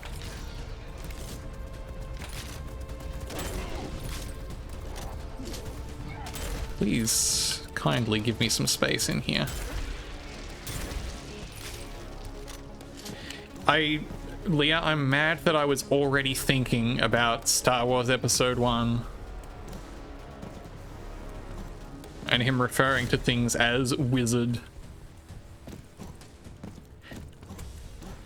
Which is, like, extra wild to me because they're in Star Wars, so they kind of are space wizards, but you don't call them that. Where am I going?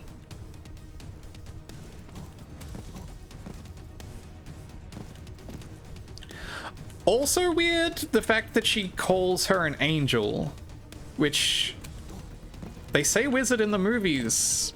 I don't know if they... What does the guy in... Do they call Ben a wizard? It's been a long time since I've seen episode 4, to be honest.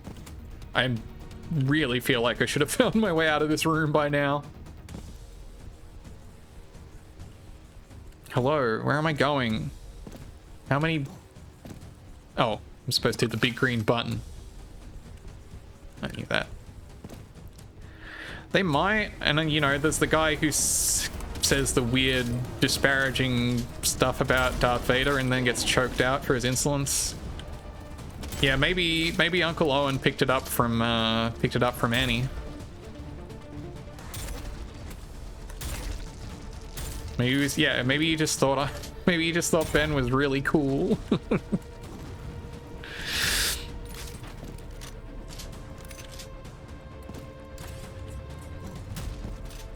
But I feel like the weirder part is where Anakin asks Padme if she's an angel.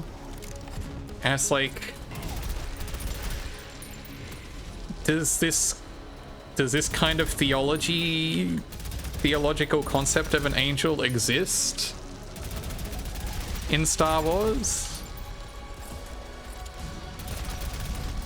Like, on what tradition are you drawing when you compare her to an angel? Where have you heard of angels, Anakin?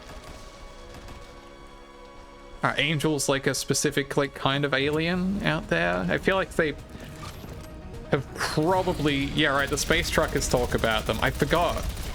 Jesus.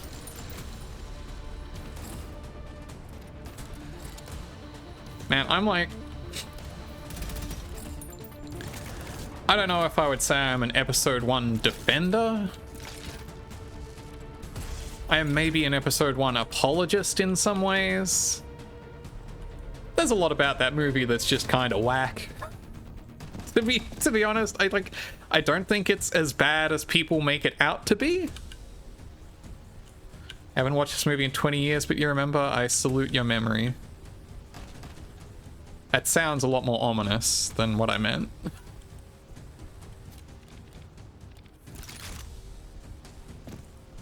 I think that when people are like, oh, kids aren't ever gonna watch this movie about trade blockade disputes, and it's like, there's not that much about the trade negotiations and stuff in that movie. They don't linger on that. You know? Like, they waste no time hurrying you towards the Jar Jar comic relief. If the, you know, episode 2 and 3 belabor the politics way more than episode 1 does.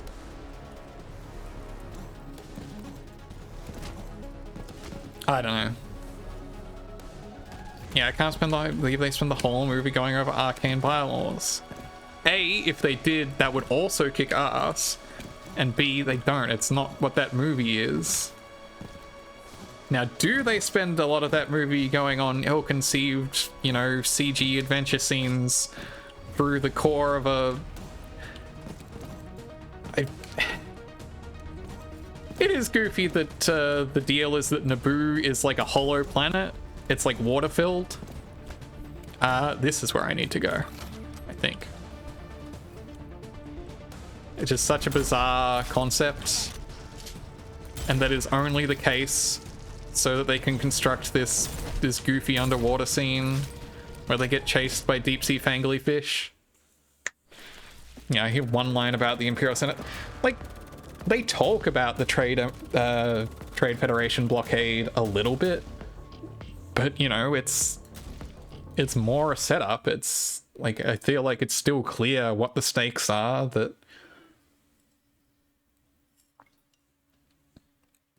what needs to be done. Yeah. I did not find a lot of secrets in that level. That's okay. I think that's probably where I'm going to give it a rest for tonight. It's been a solid length of streaming. It has been a good time. I know it's getting pretty late over on various areas. They're out. Save and close that game. I'm going to put on a little more Risk of Rain 2 music.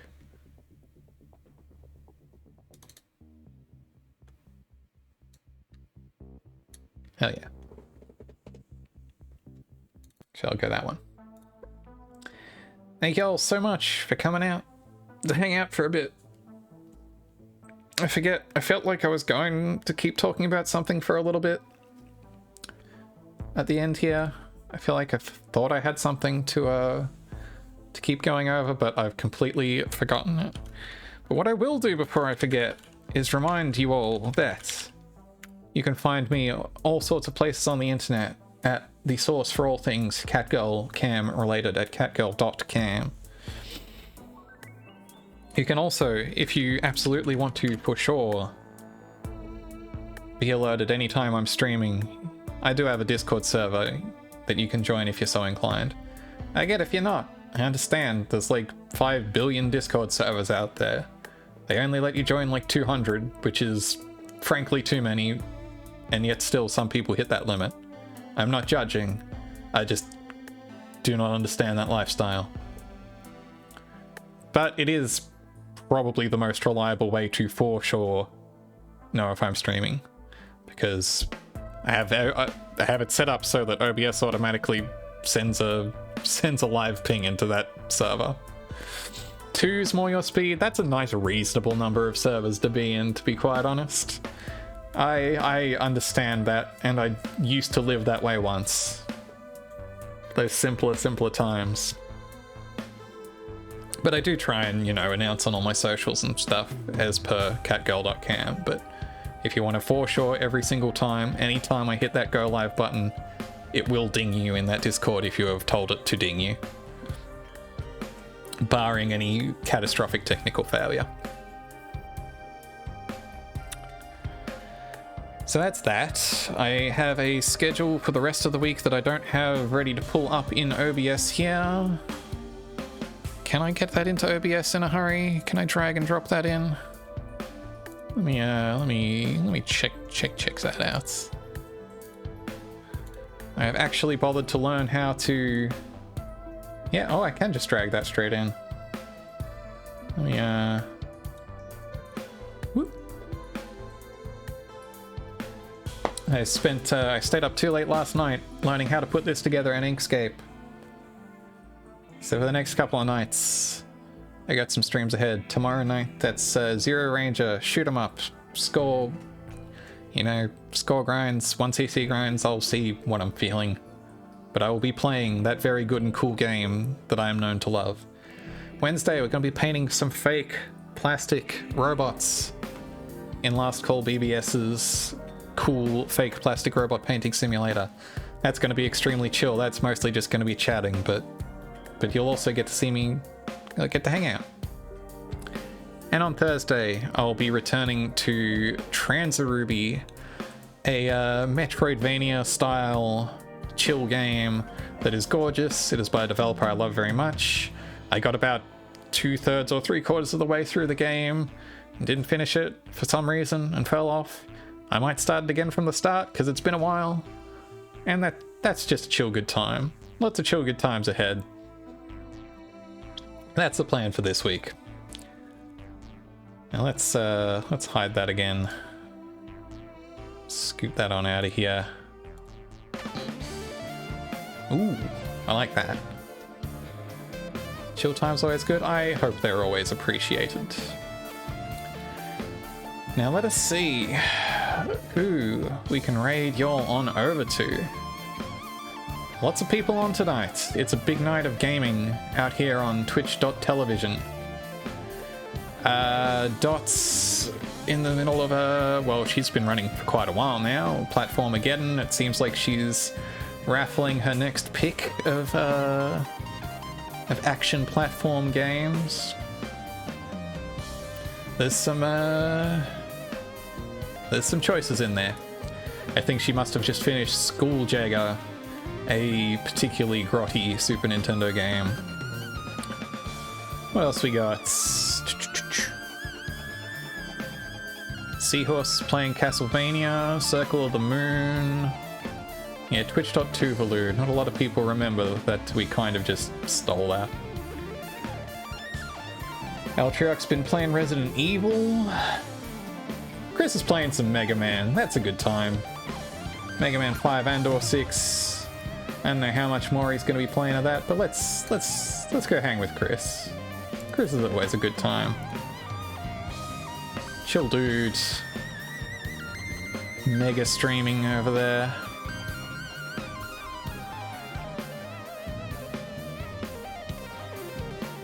Well, I hope this sick keyboard solo resolves before I have to raid y'all out. Okay, there we go. Thanks very much, everyone. Have a good rest of your time zone wherever you are. Take care. Say hi to Chris for me if you want. If you don't want, that's cool too. But it's where we're going. Have a good one. See you around. Bye-bye now.